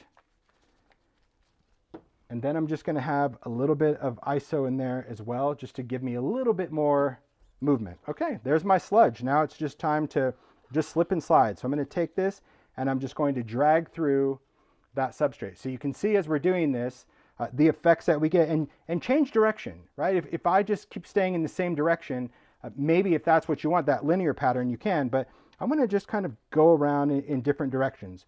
What you're going to notice is that as you have all that solvent on there, your inks become very translucent. So if you want more intense color, less solvent. If you want it more fluid like this, then you want to make sure you have enough solvent. As you start creating sludge, I don't mind a little brown because obviously I used quite a few browns. But if you wanted to add some other color back in because maybe you wanted a little bit more monsoon or whatever, you can do that. My advice to you is anytime you put down some color, even if it's a drip, just do another drip of either ISO or blending solution. It's just going to help that color float a little bit better. So there we go. Look, I just put some more blue back in there. I'll take it this way. Maybe I'll even do a little print this way. Super cool. Look at that. So see, and that's why I kind of want to have my light box. That's what I love about the Media Mat. I could work over here if I want, but I really like to use this as my light source and how I wanted to create. And you're only as good as your next layer. So you don't know what you don't know. If you have ink down here, but like for example, you see I have that ink right there, and you see how I went into it when nothing happened? It's just dry there. So I can bring it back to life. Now, if I drip it on there, if I drip isopropyl, I'm going to create a void. But if I take isopropyl in a sprayer, now I have the ability to just kind of reactivate everything with a little bit of moisture. And now let's go into that. See, look at that. I was able to kind of bring that up. So see, there's so many, there really are so many variables, so many options. But once you're happy with it, just step away from it. Kind of give it a second to just do its thing. I love that. I'm super happy with it. You're even getting a little shadow, but like, look at that up there. I'm happy with that. So I'm going to let that sit for a second. And while it's there, I'm going to go ahead and clean this up. Someone asked, what kind of projects can you make with this? Art, cards, scrapbook pages, collages, mini books, let's see, candle votives, candle vases, frames, pretty much anything you want. It's a great substrate. Very, very cool. Okay. Is Dura-Lar the same as acetate? No. We covered that at the very beginning, that Dura-Lar is a synthetic surface, heat tolerant. We talked about the weight of it. So it has similar properties in the fact that it's clear, but it just has different properties of how the inks play on it. But like I said, it doesn't mean you can't try acetate sheets. It's just different. Because it's a synthetic substrate developed for alcohol ink. It's like saying, you know, is Yupo the same as plastic packaging? Because they're both plastic. Well, they're the same that they're plastic, but they're not the same in how the ink really works on a substrate. But that doesn't necessarily mean it's great. We've talked about it. You know, we've been to demos where people say, oh, I take the back of, you know, garage sale for sale signs, and I love that plastic. You know, Sharon Harris, she paints on just about anything. So you have to find a substrate that you like, and once you're happy with it, that's all that matters. If you find something that you like, that's what you do. I think that's the good thing. So here we go. There's our cool, grungy, beautiful background. And the nice thing about this substrate as well, any transparency. So this, believe it or not, is the inked side, but we can also work on flipping it over. And when you flip it over, you have a totally different effect. Look at that. It's like it's under a layer of resin. So if you were going to add this to a card, this is a great way. Some things to keep in mind. How would you attach this? Well, there's really no perfect way to do it. Sewing is going to be your best because sewing, you're just going to stitch right to it without any adhesive. But some people use a spray adhesive. That's often nice because it provides a low tack. Some people are okay with collage medium. As long as you're not too heavy with liquid adhesives, you're not going to muck up your ink. Glossy Accents is not your friend with this product. The components of Glossy Accents will actually turn these inks funky colors, so I would never use that as my adhesive. But yeah, it's pretty. Or you can just take this and run some tape around it, right? Run a skinny little bit of double-sided tape like score tape. You'll be fine. So there you go. That is our background. But what we're going to do is we're going to stamp on this one because I want to. So before I stamp or emboss, I'm just going to take a hairdryer and I'm just going to turn it on high and just make sure my inks are dry. Ideally, in a perfect world, when I'm working with this, Brads or eyelets. Yeah, I'm surprised Stacy didn't say that. But yes, brads or eyelets would also work. A tiny attacher would work. Any way to fasten it. Many, many ways. When I work on ink backgrounds, you've seen that little tin of stuff. I like to just work and go, work and go. I don't like to create a background with the intention of stamping on it. That is not how I work. I just like to create, and then I'll go through my backgrounds and be like, okay, I'm going to use this for die cutting or stamping or lift ink or whatever. So for this one, I want to stamp on it, and I think I like that area. But the reason I like it to set aside is because a lot of times, depending on how many layers, it could have resin in here, and that resin is going to remain tacky, and it could get a little messy for the embossing. When I emboss, I do not use an anti-static pad. That is my choice. You do you. Could you if you wanted to? I just don't, because I don't want it to be mucky or chalky for any reasons. But here is what we're going to eventually do. We're going to stamp and emboss, and I'll do the same dragonfly that I did here. But what's great about stamping and embossing on this is, one, you get to see about heat tolerant. Two, we get to create highlights, which we will, focusing on our stamped image. And three, you can layer it over other papers like the Ideology backdrops. And look at how cool that is, that we can take this Dura-Lar, and because it's transparent, we can do a printed paper. So now we've got handwriting under there. You can see that I went in and lifted a little bit of that alcohol to make those wings stand out. That's very cool in a collage or a journal. I love that. So we're going to do that. You're going to see I'm going to use that same stamp. I'll talk about the embossing properties over this, and off we go. So what I'm going to use to emboss is archival ink. Could you use embossing ink? You can try whatever you want. Can you use Versamark? You can try whatever you want. I'm using archival ink, and the reason I'm using it is because it's an oil-based ink, permanent. It is designed for slick surfaces, so I know it's going to dry on here, and it's going to stay wet enough for me to do embossing powder. So why don't I use embossing ink? Because embossing ink is glycerin. You know, if you touch it, it's very greasy. On paper, that's fine, because that absorbs into the fibers of the paper. On plastic, it has nowhere to go. So in my opinion, it always stays greasy. And often if you use embossing ink on plastic, even after you heat emboss it, if you scratch over it, it starts to slide or chip off, because that ink has nothing to bond itself to. Even though it held onto the powder to melt it, it still didn't attach to the surface. So I want to use an ink that I know is already going to attach itself to the surface. That is why I chose archival.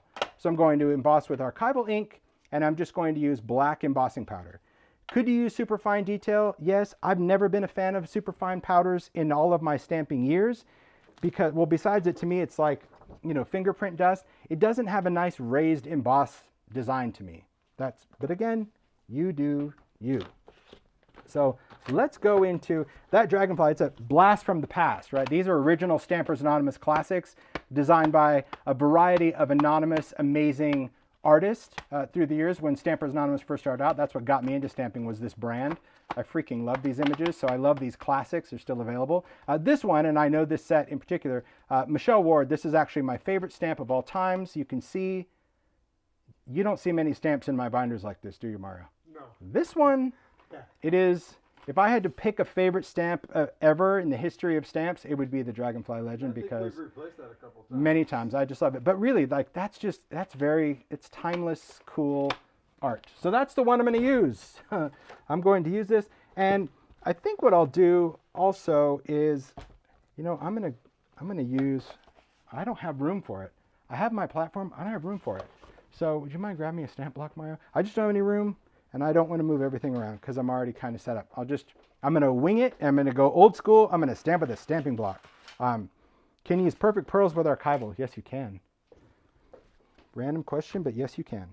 Okay, I'm going to line this up on a grid block. Good. No, I'm good with that. Thank you. Line that up. Okay. Archival, powder. I'm going to make sure that my powder is open, ready to go. Although archival is embossable, it's embossable on everything. Oh man, oh my gosh, I totally put that on crooked. See, that's why I have to work on a table and not in front of my face. Okay, let's go. Here we go. Ding, ding, ding, ding, ding, ding. I know. Thank you, Ted, for not retiring stamps. Stampers Anonymous Classics, I have every set. I freaking love them. I had them in wood initially when I worked at Ben Franklin. That was, gosh, I remember that. Remember, it was like such an ordeal to actually sell the stamps. Yeah, originally it was like you had to know somebody to know somebody to know somebody. It was ridiculous. All right, so here we go. Ink, you can see I got ink on the stamp. Decide where I want to stamp it. That's going to probably be about here. I'm going to stamp with purpose, but no CPR because we are stamping on a slick surface. So I'm just going to use pressure. Normally I would probably do this in my stamp platform just to make sure, but I'm just going for it. We'll lift it off. Now, this is why I like to emboss, because this is stamped. You can't really see it. Even though it's a black ink, I mean, that's black soot archival, you just can't. So I'm very generous with the powder. I just like to kind of pour that on. I'll stand it up. I use the side of the jar to tap the edge of the paper. This is the same way I do cardstock. I don't really like to be a flicker, although sometimes you have to.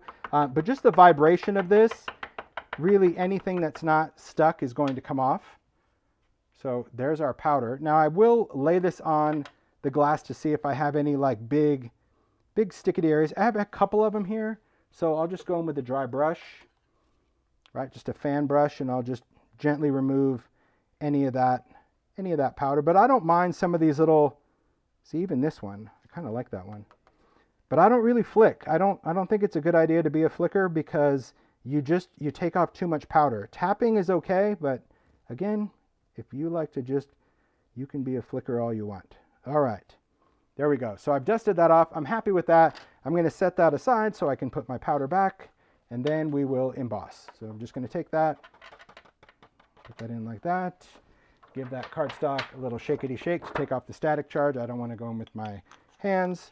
I'll put the cap on, and off you go. Embossing glaze is embossing powder. It's just translucent. So yes, and it looks very cool. But keep in mind, because they're translucent, embossing glaze will actually interact with the color on your background. So I'm just going to use an embossing gun. I'm going to heat it up. Now remember, this is heat tolerant, just like we tolerate things.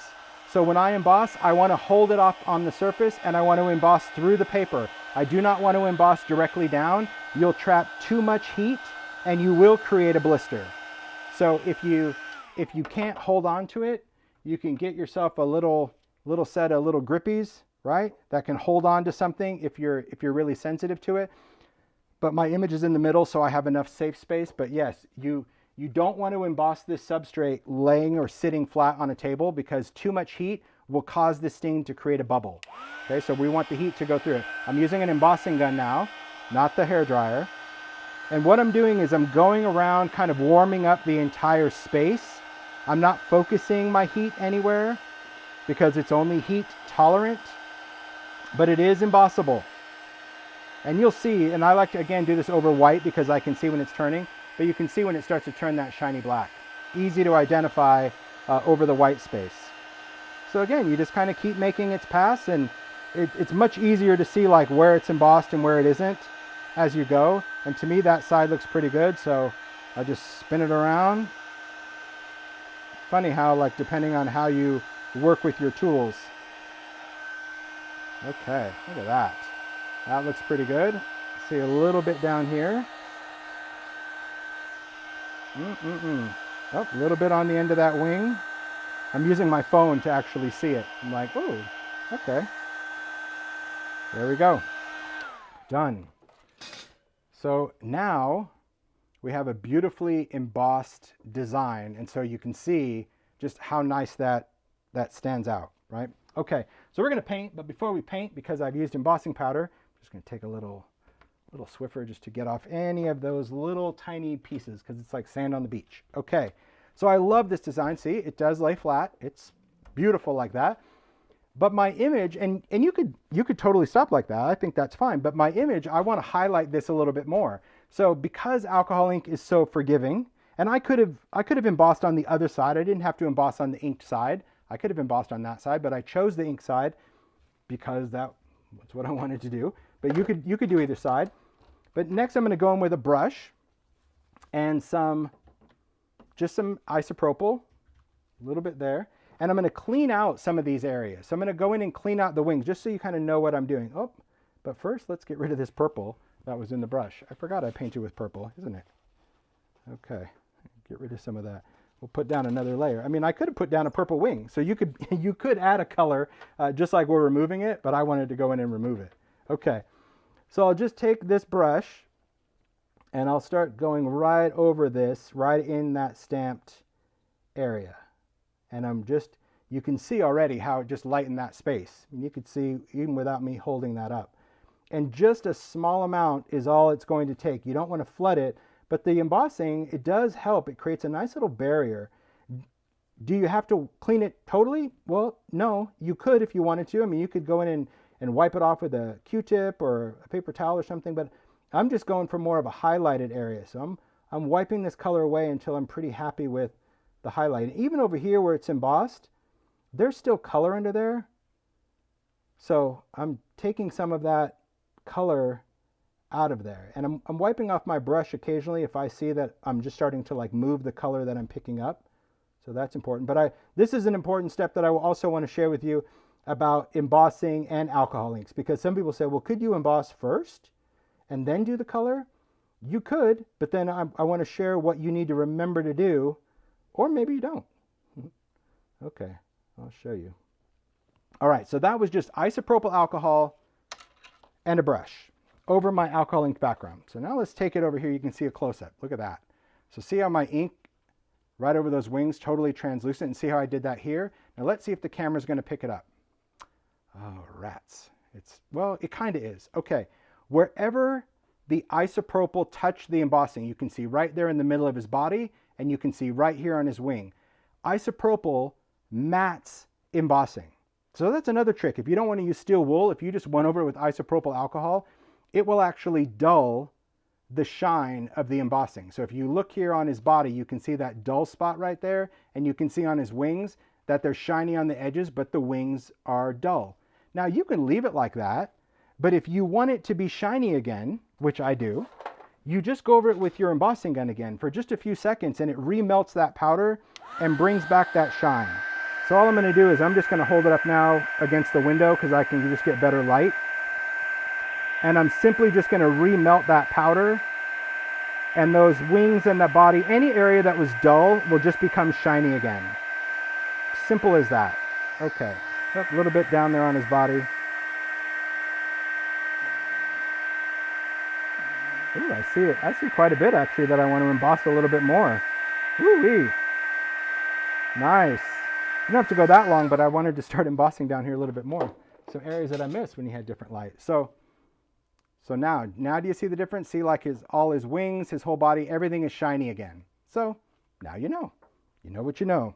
You only know what you know, and you didn't know it in the first place. So here, say that all over again. You know what you know if you didn't know it in the first place, or something like that. But here you can see how cool that is when you put it over some type, it could be ledger paper, dictionary. This is also a great way. I saw Tersh doing some cool tape, Sky Bambi, like again doing like ink and then lay it over something to create a collage effect. It's quite phenomenal, quite fun to stamp and emboss. So that's what you can do with clear. Just a couple things. There's so many things that you can do, which is so amazing. So it's good.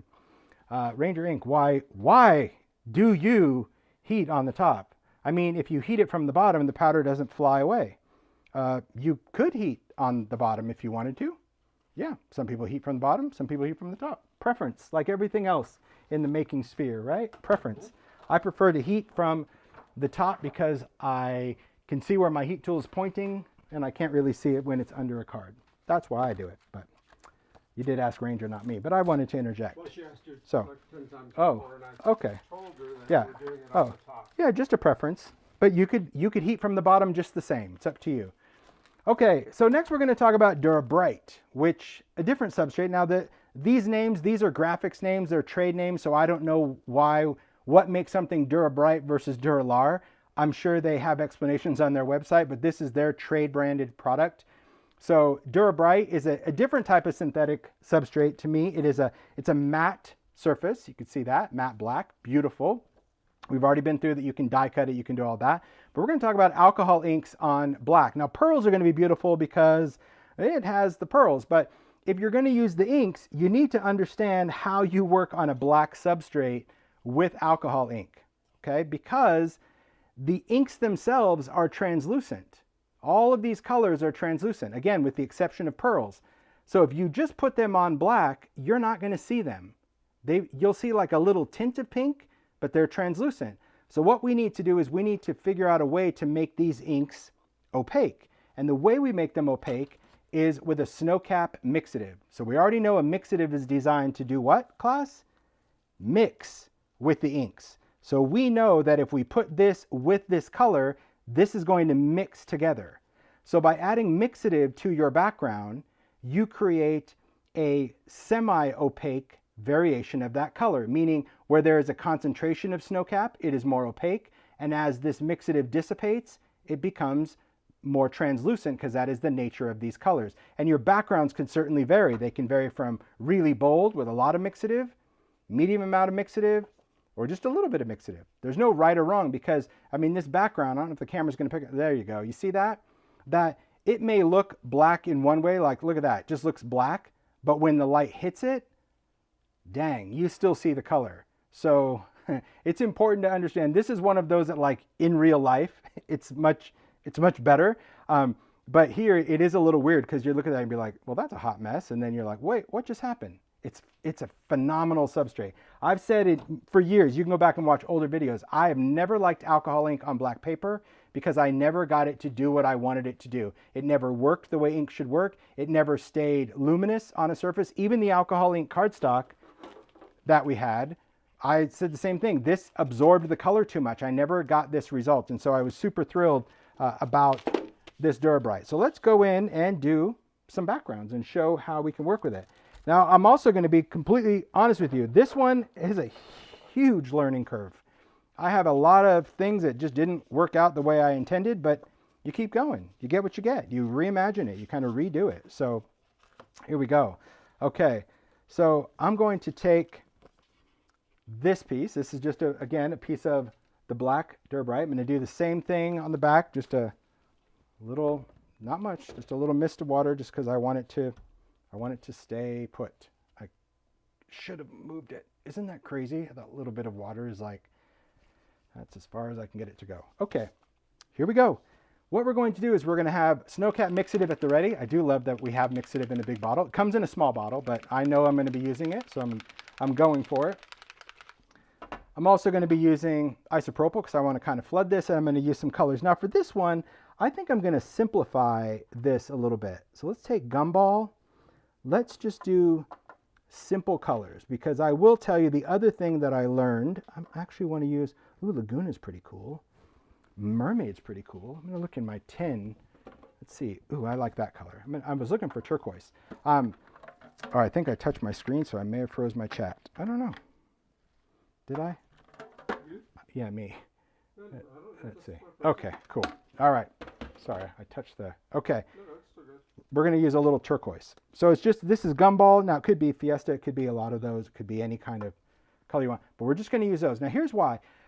When you work on black, it's super interesting because these colors can muck up pretty fast. So we'll see. It may muck up for me. You don't know. You get what you get. You don't throw a fit. I'm going to start with ISO, a little isopropyl. We're going to take some mixative. Now you can drip it. You can line it. You can do all sorts of things. Just going to put a little bit of that white mixative down, and now I'll add my color. So I'll do some pink there. Let's take some yellow here, and we'll do some blue here. And I'm kind of squeezing some out. It's more than just a drop. I can go back and add more. But now let's just play around with the color. So now you can see what I'm doing first is I just kind of want to gently mix that color with the mixative. You see how when that's doing it, it's kind of making that color a little bit more luminous. So this is just kind of really quick sprays. I need some more blue because I see a lot of white over there. And we'll talk about pre-mixing as well because you could. And once I have stuff a little bit mixed up, now we'll just start manipulating this color. We'll just move it around, create that little, oh, look at that blue. Whew. Now keep in mind, you know, as these colors start to engage with one another, they'll become something totally different, something completely unique. All right, now if you wanted to add more color, could you? Absolutely. So we could go in with some more color. I could even go in and add a little touch of pink there. I could add a little bit more yellow, and as long as the isopropyl is in play, you're still going to get movement. You'll know if it isn't. I mean, that's the other thing that I think so many artists love about working with isopropyl, is that it does give you a way longer open time than blending solution. Blending solution at that point would have long been dried. All right, I'm just going to like push. There we go. I just wanted to, so because I wanted to push, I don't know if you saw it, like I'm giving it a quick blast and I'm moving. So watch this yellow area. See that? I just wanted to create more of a striation, if you will. Wow, okay. Now you can let it sit there. You can kind of create this effect, or you can just kind of free some of it. I won't dry it completely because I want to still get some blends, but I don't want too much going on. You know, I don't want them to become a little too friendly and things, you know, become a mucky mess. So this is one of those substrates that once you kind of like it, step away from the paper, because it can go from nice to mud in seconds. But this is still wet, and I'll show you. That's dry right there. So you can see how luminous that is. And here you can see it's still shiny. There you go. So that's all still wet. So I'm going to let it do its thing. It might cover up that little white a little bit. It might not. So if you liked something exactly how it was, then you might want to go in with a hair dryer and dry it. But you'll also just kind of, you're going to get what you get. And I'm going to set this one aside. We'll do another one. Where's a safe space? Let's put that over here. We'll take another piece. Just going to add a little bit of water. There we go. So this is just showing you working with the color. Now let's do some pearls. Let's just do some alcohol pearls down here. I think I'm going to take, we'll take intense. We'll take villainous. That's going to be a good one. We'll take a little bit of tranquil, and I think I'm going to do smolder. Yes. Okay. These colors will be quite nice down here. Now these, because they have pearl in them, I just want to show you how that's going to look on the black. So I'm going to shake all of these up because these have to be shaken up. And we know from the demo that because I'm using pearls, we are not using isopropyl. We are using blending solution to blend. So could you use snowcap with this? Yes. To be honest, I haven't really played much with snowcap and pearls. I'm just going to do pearls on this one, because I know that powder is going to help this color become semi-translucent. So I just want to make sure these are all shake it up.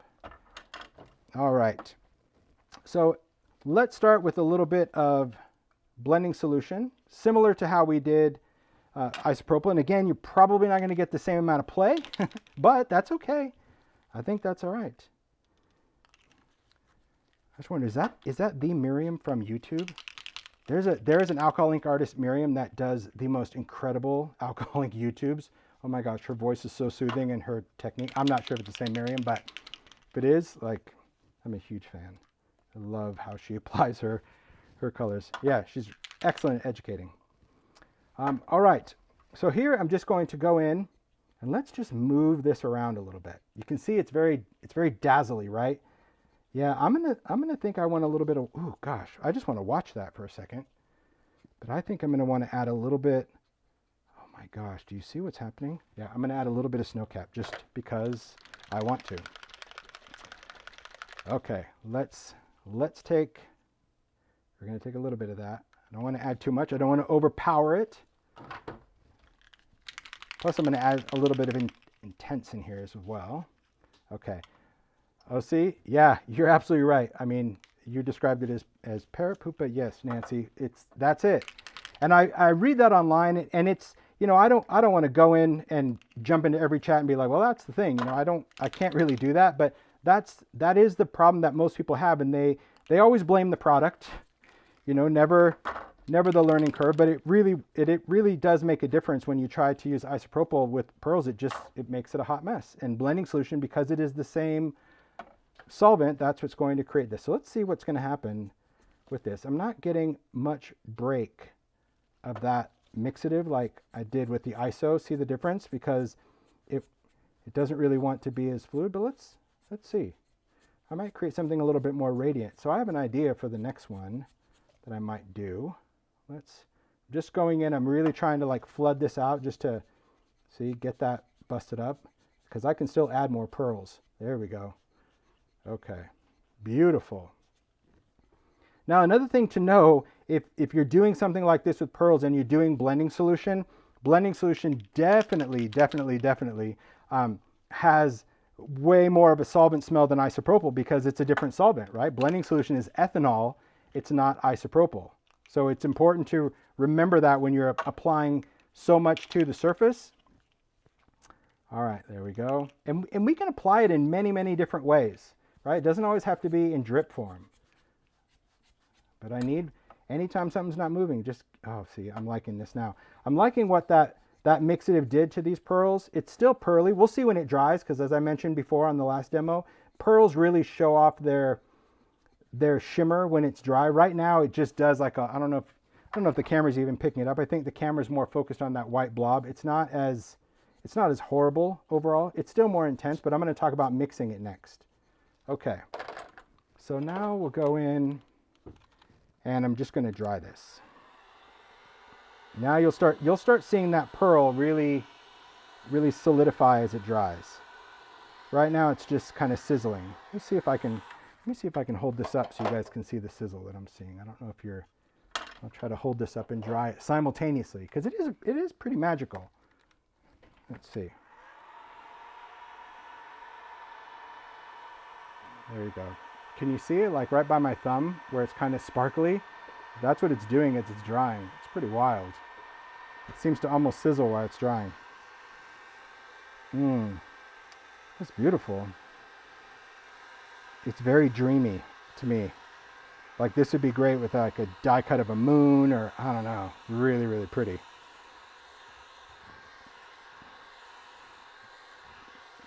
Really nice. Okay, so there is our background. That's that whole, look at that.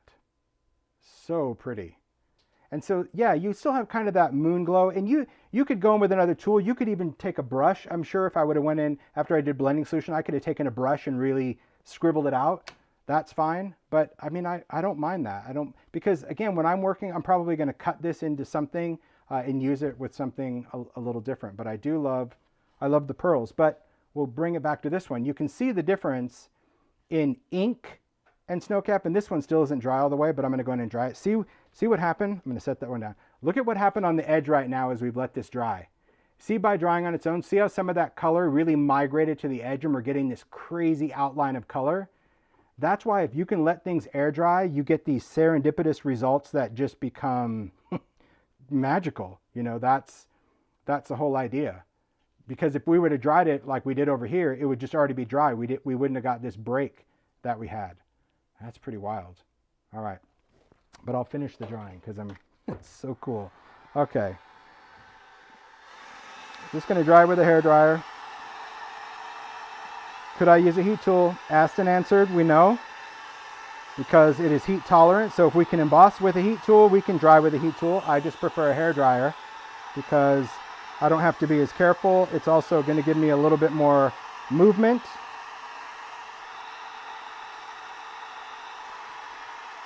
Okay, so let me show you this. So as I'm drying, you see that shiny edge right there? That's really wet right there. But can you see how like that ink starts to build up? Another thing about alcohol inks, because they contain resin, as you add more layers, especially as you drip stuff on, you could get these like channels of resin. You see that there? Sometimes, not always, but sometimes that resin could really work to your benefit. If you have just regular, I don't even know if Ranger sells these anymore, regular foil sheets, old school foil, like friction foil. I don't know if hot foil will work or if mink foil will work. These are like the foil sheets that you use with glue, okay? But you can take a foil sheet and you can press it onto a resin area. So we'll try it over here. Just going to use my finger and I'm just going to pull that off.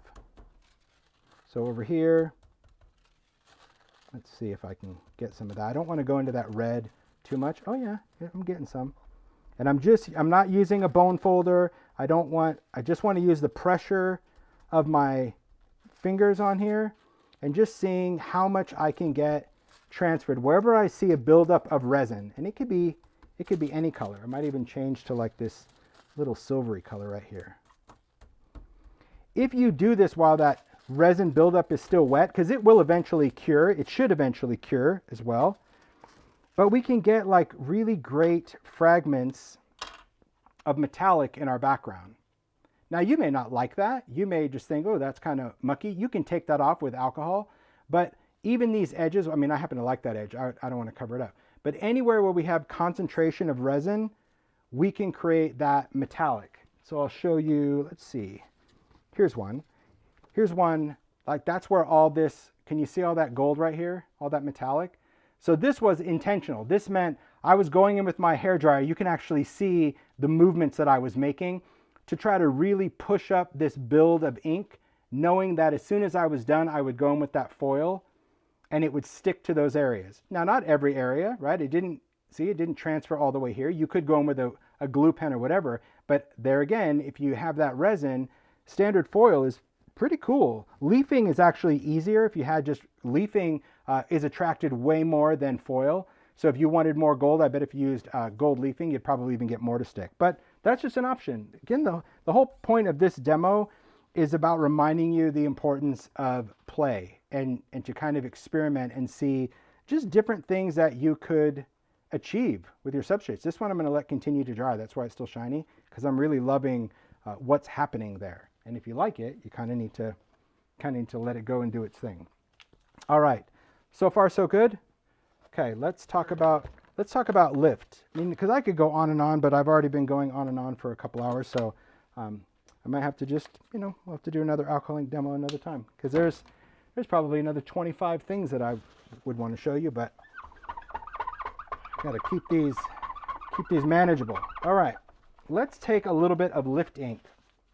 So lift ink is really cool, because what lift ink is, it is an ink that is designed to lift alcohol ink off of a non-porous surface.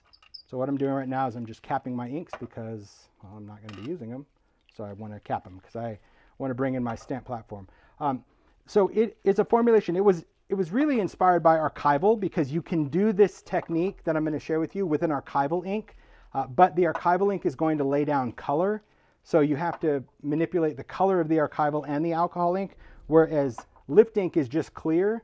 And so it's really very user-friendly. It is designed to do this. But you may have seen, old school videos where you're like, you used to do this with archival. Yes, it can be done with archival, but it's much more efficient and effective as lift ink. And I love this stuff. Okay, get these out of the way.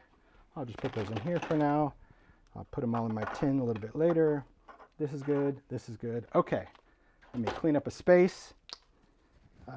Can it be varnished? So people are asking about sealing. There's a lot of different ways people can seal. Kmart varnish from Krylon is one, but it has quite a smell. Some people use workable fixatives. Some people seal with resin. So yeah, so there's many ways that you can seal. In fact, I think Jacquard even has an alcohol ink sealer that they just came out with that people have given really good reviews to. You have to just see what works for you and question why you want to seal your work. Obviously, if you're an artist and you're selling your paintings, you're going to want to seal them. But as a maker, because I've just used my stuff for backgrounds and cards, there is no need to seal them, because I don't plan on soaking my make in alcohol. So, but again, you can go on YouTube and just type in Google what you just asked about sealing alcohol ink, and you'll see a lot of different varieties. Yeah, Mario always sings, we don't talk about sealing.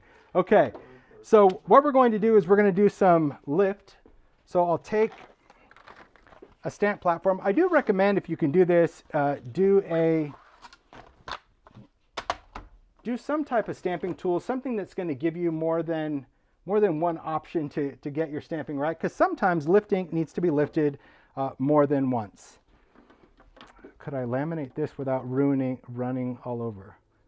I guess I'm not sure. If you're talking about a laminator, a cold or hot laminator, you could run it through a laminator.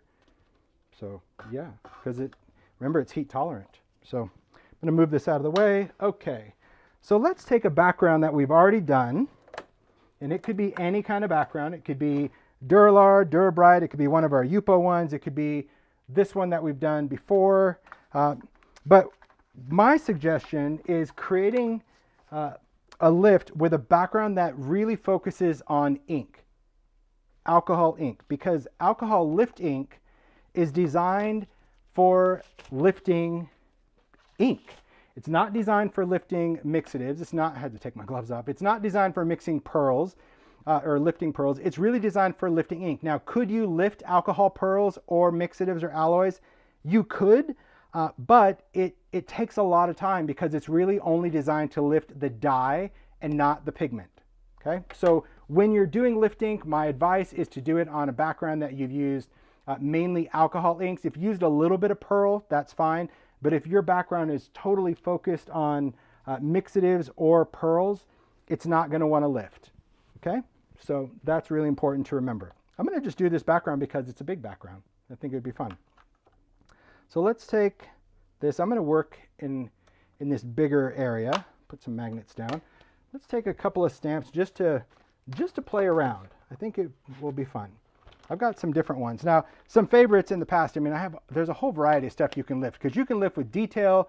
You can lift with all sorts of things. I'll probably maybe do that specimen. Well, I don't know. Maybe I'll do this one. This one looks nice. Okay, I'll do this one. What you need to remember when you are doing lift ink is that your stamp needs to be clean. If your stamps have any kind of ink on them, you have to clean them first. And I would suggest cleaning them with whatever stamp cleaner you like. Archival cleaner is going to be great if you're using archival ink. But your stamp needs to be clean or you will stain your lift ink pad. Is it horrible if you stain your lift ink pad? No, it's just a stained lift ink pad. But you want to try to keep it as clear as possible because it's going to make it work better. All right? So I'm going to use this stamp. Of course, I have to clean it. Okay, I'll clean that stamp. I could have just done it while I was talking about it. That's all right. Let me clean this. So I'm just going to take some archival cleaner. I'm going to dab it on there because the cleaner is designed as a dabber, not a scrubber. Some people try to scrub with their cleaner and rip the top right off. It's not meant for that. So I've got some cleaner on there. I'll just take a cloth or a towel and just scrub that ink. See, it just takes that black ink off. You may have to do it a couple times depending on how often you clean your stamps, which for me is only when I have to use lift ink. Other than that, I would just wipe it off. So sometimes I have a buildup of archival, which doesn't hurt the stamp at all. Okay, scrubbity-dub with the flour sack towel because those are really so much easier to clean with. Then when I'm done cleaning, I always clean my stamp with water. So a little bit of water on there because I don't like to leave stamp cleaner on my stamp because stamp cleaners contain conditioner like a little bit of oil, and then it leaves an oil residue on my stamp. And then when you go to stamp it, your ink is pretty mucky. Okay, so that's clean enough. Look at that, not bad at all. Pretty nice. Impressive. Impressive. I'm sure Ted is losing his mind now because a stamp entered the game. Oh, yes. This is where he finally took interest in the demo. Yes. Oh. He said such beautiful stamps. See, there you go. I hope he said something about such beautiful backgrounds. No. Oh, Ted, you hurt my feelings. No. Okay, so we're going to take a stamp, and I'm going to find an area that I want to lift. Now, keep in mind that the more concentration of color, the more contrast you're going to get with your lifting. So, in other words, if I was trying to lift over here where it's light and kind of splotchy, it'll still work, but it's going to mess with your eye, and I don't think you're going to see your image as well. Okay? So I'll just take that. I'm going to put it, well, I think I'll move it more into this area. I like that. Okay, I want to make sure that, working with rubber stamps, so I'm just going to flip this over where it says rubber. Okay, let's pick that up. I've learned after years of using this, I prefer to stamp more midsection with this. I'm not a fan of stamping in the corners. I just think, especially if you use rubber stamps, I don't like it. But you know, I found that if I do that, it tends to get a little smudgy. So I'm going to work over here. My stamp is over here, just so you know. This whole thing can't fit on camera. So I'm just going to ink this up with my lift ink. Just tap, tap, tap. Get a nice layer of lift ink on my stamp. I'm going to stamp with purpose. So again, just using my fingers, just kind of hold. I don't push like that. I always hold one, lift the other, and just really make contact with that. And then we're just going to lift that off. Now, at first, especially for first-time users of lift ink, they're expecting to see magic right now. And they're like, it didn't work. Let me do it again. It didn't work. Lift ink is what's attacking this alcohol ink right now, but you as the maker have to actually do the heavy lifting. So I'm going to take a paper towel. Now, I prefer Viva paper towels for this because they're softer. They're almost cloth-like. But find a paper towel, whatever brand, that is actually quality, and I only use it for lift. Everything else I'm just kind of using, you know, those just kind of textured ones. I don't find lift ink works well with a cotton cloth. I use that for cleaning. So I'm just going to take this and I'm going to start dabbing.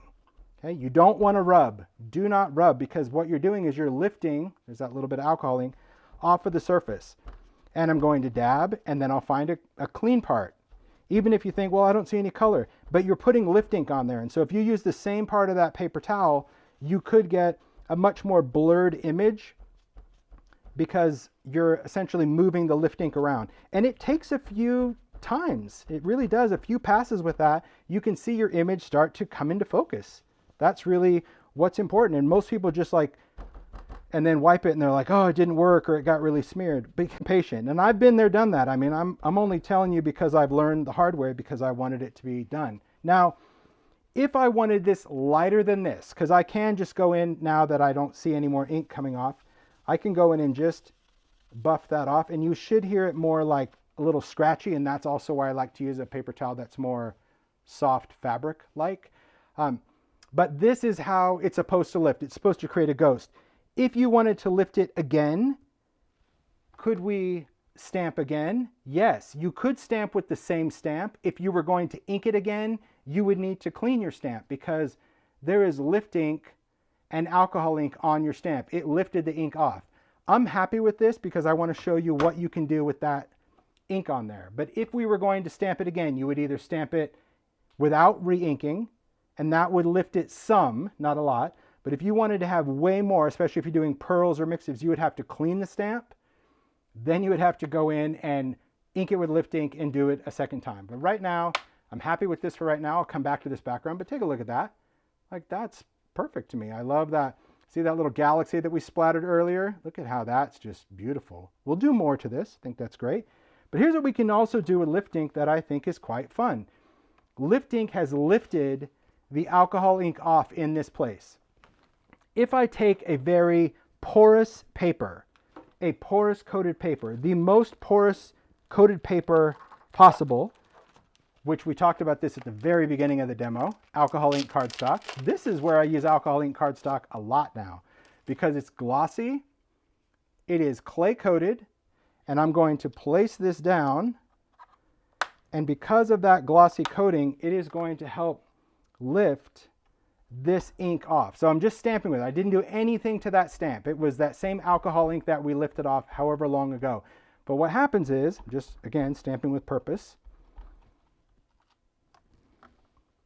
Look at that. So what happens with lift ink, it's very interesting, is this creates a barrier on this stamp. I'm going to take it off the tool now, okay? When we inked a clean stamp, we put this clear ink down. When it touched this background, it literally grabbed everything on the surface and lifted it off. But the alcohol ink, because it's so saturated, it starts to kind of like self-heal, and that's why you don't see it lift right away.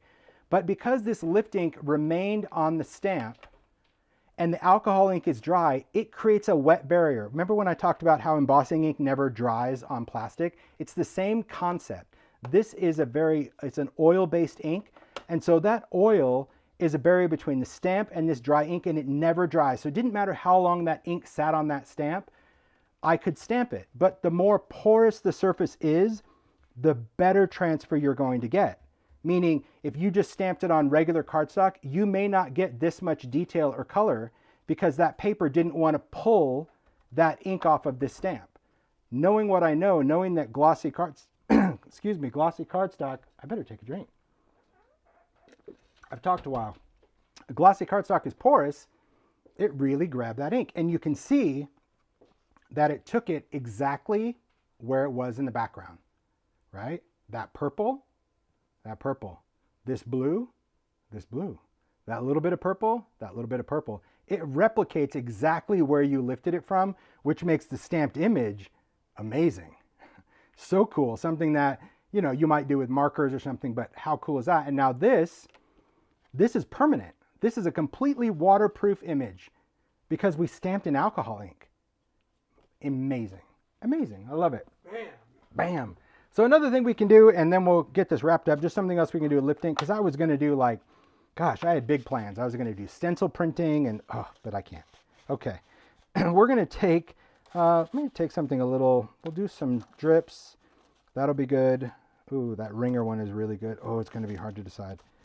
Stop it. Okay. I have to tell myself, stop it. Stop making decisions. Okay. I'm going to take some Lift Ink Re-Inker. Could you do this from the ink pad with the blending tool? Yes. But this to me is much easier. So I'm just going to do just a little drip of the Re-Inker. This is the Re-Inker you would use on the pad. Then I will take an ink tool. I prefer to go in with a little bit of domed foam, but you could use regular blending foam. That's fine. And I'm going to pick up that drop of lifting. I'm going to kind of work that into the foam, if you will.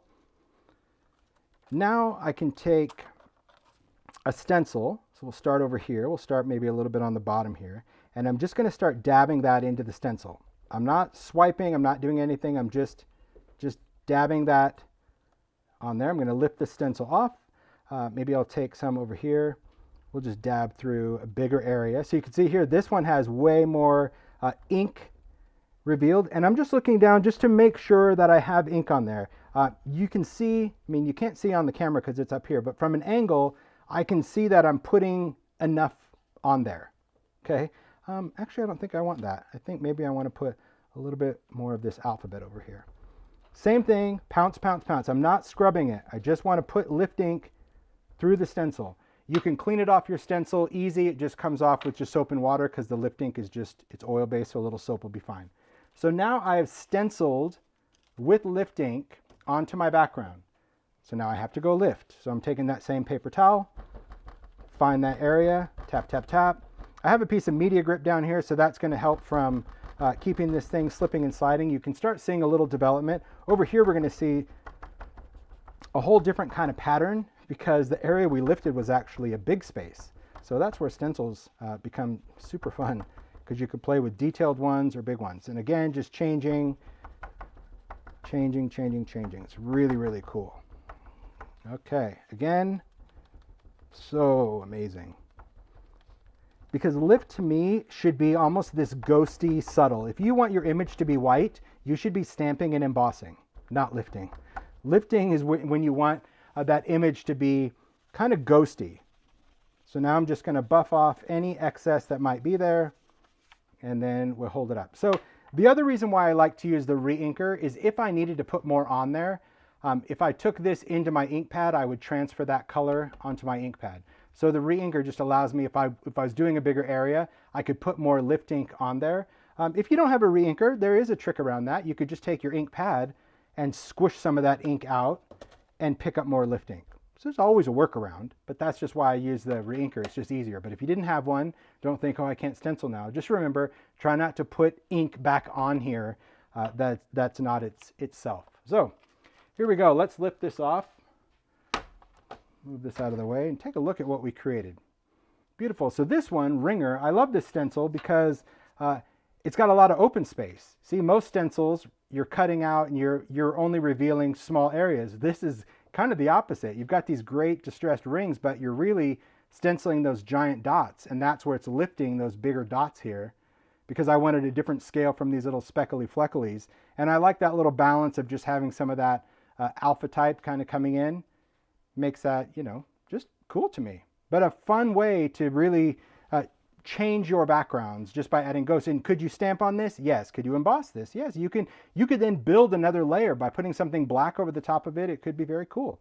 And could you lift off of this substrate? Yes, but I'm going to tell you that I don't like it, and I'll tell you why. Just like when we talked about embossing, when you try to lift off of this with lift ink, you could do it, but to me, it's never as clean as this because it's that plastic. So when we stamp in that oil ink and I try to dab it off with a paper towel, it will do it, it will lift, but it doesn't stay really sharp. And I think it just has to do with that this plastic is just way more slick than, say, Yupo or the black Dura-Lar. It just doesn't. Can you lift off of the black? Yes, you can. You can lift, and then your image, instead of it being the light color of this, it actually shows up black. It's pretty cool. So there's a lot of fun things that we can do with alcohol inks, with alloys, with pearls, with substrates. It's just magical. It's magical stuff. To me, it's like you never stop. And if you have a little tin of inspiration, some stuff you're going to use up. Oh, I mean, look at this background. This is that silver sparkle cardstock. You could do such cool things with that sparkle. I think there's even a rainbow one. See, I started to do a card front and I'm like, no. But you can. But that one's really neat because the alcohol ink just does, yeah, it's pretty amazing. The metallic, I think I have a metallic one in here. Oh, there's a metallic. Look at that one. So that was done with lift because there's a stencil that, just like the rings, there's one where the numbers are actually solid. So it lifts around it. Isn't that cool? But that's like the brush metallic. A lot of cool things. And if nothing else, you know, you've got quick card fronts, quick all sorts of things. Oh, this is one. What time? Oh, I'll do it real quick. It's like I've got nowhere to go, but I just don't like to keep people here all day. So here's other things that I did lifting. Someone asked, what do you do with your stuff? Well, sometimes you could have a background like that, but then you can just cut it up and look at that. Right on a card. Simple. So you can get many things from your background just by cutting apart the pieces you like. And embrace the space. If you've got white space, cool. Good for you. But you can often, I like to just work on larger pieces and then just cut apart what I want or what I don't want. Look at that background. Like I love that tree line stamp.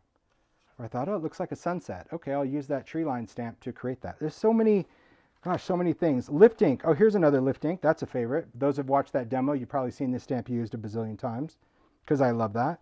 Bubbles, that's another one. This one, oh man, this to me makes, I think I have it over here. I almost used it, but I think I buried it. Oh no, I talked about it earlier. This one, Bubbles, one of my favorites to lift. Look at that. It creates the coolest background over alcohol ink that you don't have to do the work. So instead of going in and doing all the cells and all that, it's just lift ink with this stamp over that background. Whew. See, then you look at it, I mean, that's like ocean. That's just cool. So it is one of my favorite stamps to lift. Most of the time it stays clean because of that. I find myself using it for lift time and time again. All right, let me show you this one. I haven't done that in a while. It's kind of the same, where we talk about using resist spray as a varnish and or clear embossing. I have so much stuff everywhere. Okay, so if you had a background, you could stamp and emboss in clear and trap your image. That's how this butterfly was done. This was a colorful background initially. I stamped in clear, embossed in clear, and I created this effect because this was Yupo. This is white Yupo. This one is done with a stencil using resist spray. Resist spray is pretty fascinating because it is like a sprayable water-based sealer. So could you spray this over an alcohol ink background and technically seal it? Yes. It's not something that you would do if you were like a fine artist, but if you, for whatever reason, you wanted to seal it, you could use resist spray. But I use it as a technique like this, where we take a background that we've done. These are two backgrounds that I've done. You place a stencil down over the top of it, which I've already done, and you spray resist spray through the stencil, which I've already done, and you let it dry. It takes about maybe 15 minutes to dry on here. You would not want to heat this up with a heat tool or anything at this point. Just let it dry. But there is a resisted design on there. So can you see it? There you kind of see it with the light. There is an alphabet stencil resisted on this background. This one has kind of a botanical florally one. The thing about this technique though is you never know what you're going to get. You hope for the best, but you never know. But it's quite fun. So these are done with resist spray, and here's what we're going to do to reveal it. Mari, would you mind grabbing me a splat box? I told you I was not planning on this, but that's why I like doing demos, because you can just do what you do. And if you're bored and gone, you're gone. So I'm going to take a splat box, and I'm going to work with this background. Now a splat box has a short edge and a long edge. Normally you can tell this is how I do my sprays, in the long spot.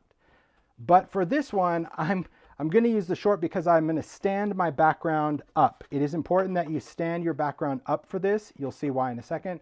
So I may not get the best camera angle because it's blocking my light, but you'll see. You'll get what you get.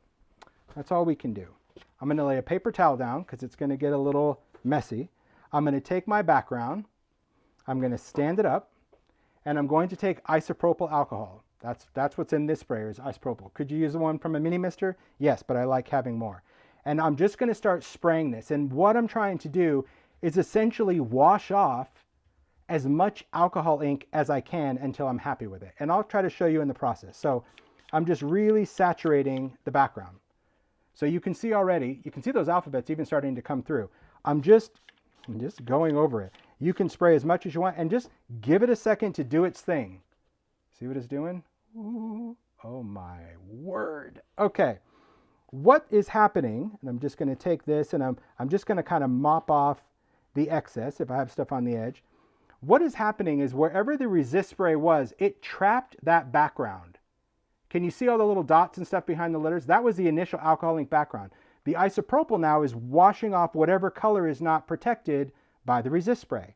Once you're happy with the drips, which I am, that's why I said stand it up, because you're going to get striation, you're going to get movement. Then go in and dry it, okay? You could let it keep doing its thing, that's fine. You could let it air dry, that's fine too. But this is going to freeze, in my opinion, more color on the background, okay? So this is just stopping, oh, so freaking cool. Okay, stopping the drippage, okay? Look at that, that's what we have right now, oh my word. So here's what you also have to remember. The solvent in the isopropyl alcohol, the alcohol, is not friends with a water-based medium. And I talk about this a lot, but you know, water and solvents is not the same, because people go, oh, well, you know, could I use alcohol inks with distress ink? No, because distress is water-based and alcohol ink is solvent-based, and you don't want to combine those two components. So because we put alcohol over this water-based resist spray, right now this resist is like sticky glue. It's having a chemical reaction that just is really gunky, but it will dry. It will go back to its normal thing if you just let it air dry. This part takes about, I'm going to say 30 minutes, okay? You can see it's already starting to dry back up to that wonderful texture of resist spray, but just be mindful of that when you do it, if you touch where the resist is, it's like it changes. It's almost like just goo, but it will cure back and it will be totally smooth and it won't be gooey anymore. So even though the ink is dry, the resist is kind of sticky, but that's okay. That's an easy drawback that I'm happy to let it dry and cure. But take a look at that background. Isn't that fascinating? Because not only do you get a cool staining of color, but the fact that all of those letters and the jaggedy wispiness, that's the stencil. It's designed to be cut like that. I mean, it pretty much washes away totally clean whatever your stencil design is. But I love the variation of that. It's one of those that when you see it, people are like, what? I don't even understand. How would you do that? Anyway, I'm going to let that one dry. And now we're going to do this one. We're going to see what happens. This one's going to be interesting because it was a background that I had. And I'm like, oh, this was bubble wrap in here. I stamped in bubble wrap, you know, because you could alcohol ink bubble wrap and then stamp with it. And you get cool little drips that way. But there should be a flower or something under here. Let's see what we get. So ISO, and this is again why having a bottle like this is so much easier. If you watch earlier demos, remember Mario would have like a stash of mini misters. Yes. Because I just blasted. Oh, look at how this one. Look at those flowers. Shut up. That's beautiful. Ooh, I want to keep that green. I want to keep that green before it goes. Okay. So I want to keep that color. So that's where I'm using the hairdryer. I'm picking up the paper and just blotting off because you will get a line of sludge. So that's why you want to touch it on the paper towel to absorb. But now I just want to dry this. Ooh, so pretty. Oh my word.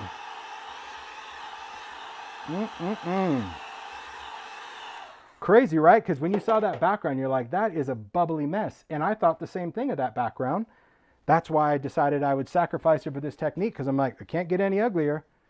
And it didn't. It got nice. So here, because I don't want to touch the resist spray, look at that one.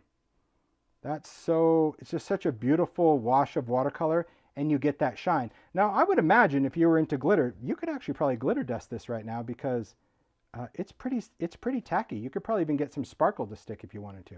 Anyway, just a fun technique with resist spray over backgrounds. I like to share that because, you know, see, I just picked it up just by touching that. That's how sticky it is. I didn't even have to, it's just that sticky. But it's a cool thing because sometimes we have backgrounds that we just don't like, but I just move on. You know, don't spend time too much. What is it like? Don't spend more time making a mistake than you did to do it. I don't know what the quote is, but my point is, it's a good quote though. It's really mindful. But my point is, like, sometimes as makers, we spend so much time trying to save something because we had this expectation. But then when you just move on and you do something else, you're going to go back to that box of disappointments. And all of a sudden, everything is amazing again. You're like, ooh, wow, I actually like that. Okay, I don't know what I didn't like about it. And I find that interesting because sometimes I'm like, well, what didn't I like about this? I think that's pretty good. But maybe whatever in that day, I just didn't like it. So here's lift ink and stamping, because you can do both. You can lift and then you can stamp in black, and I could go on and on. The point is, alcohol inks are just incredible fun.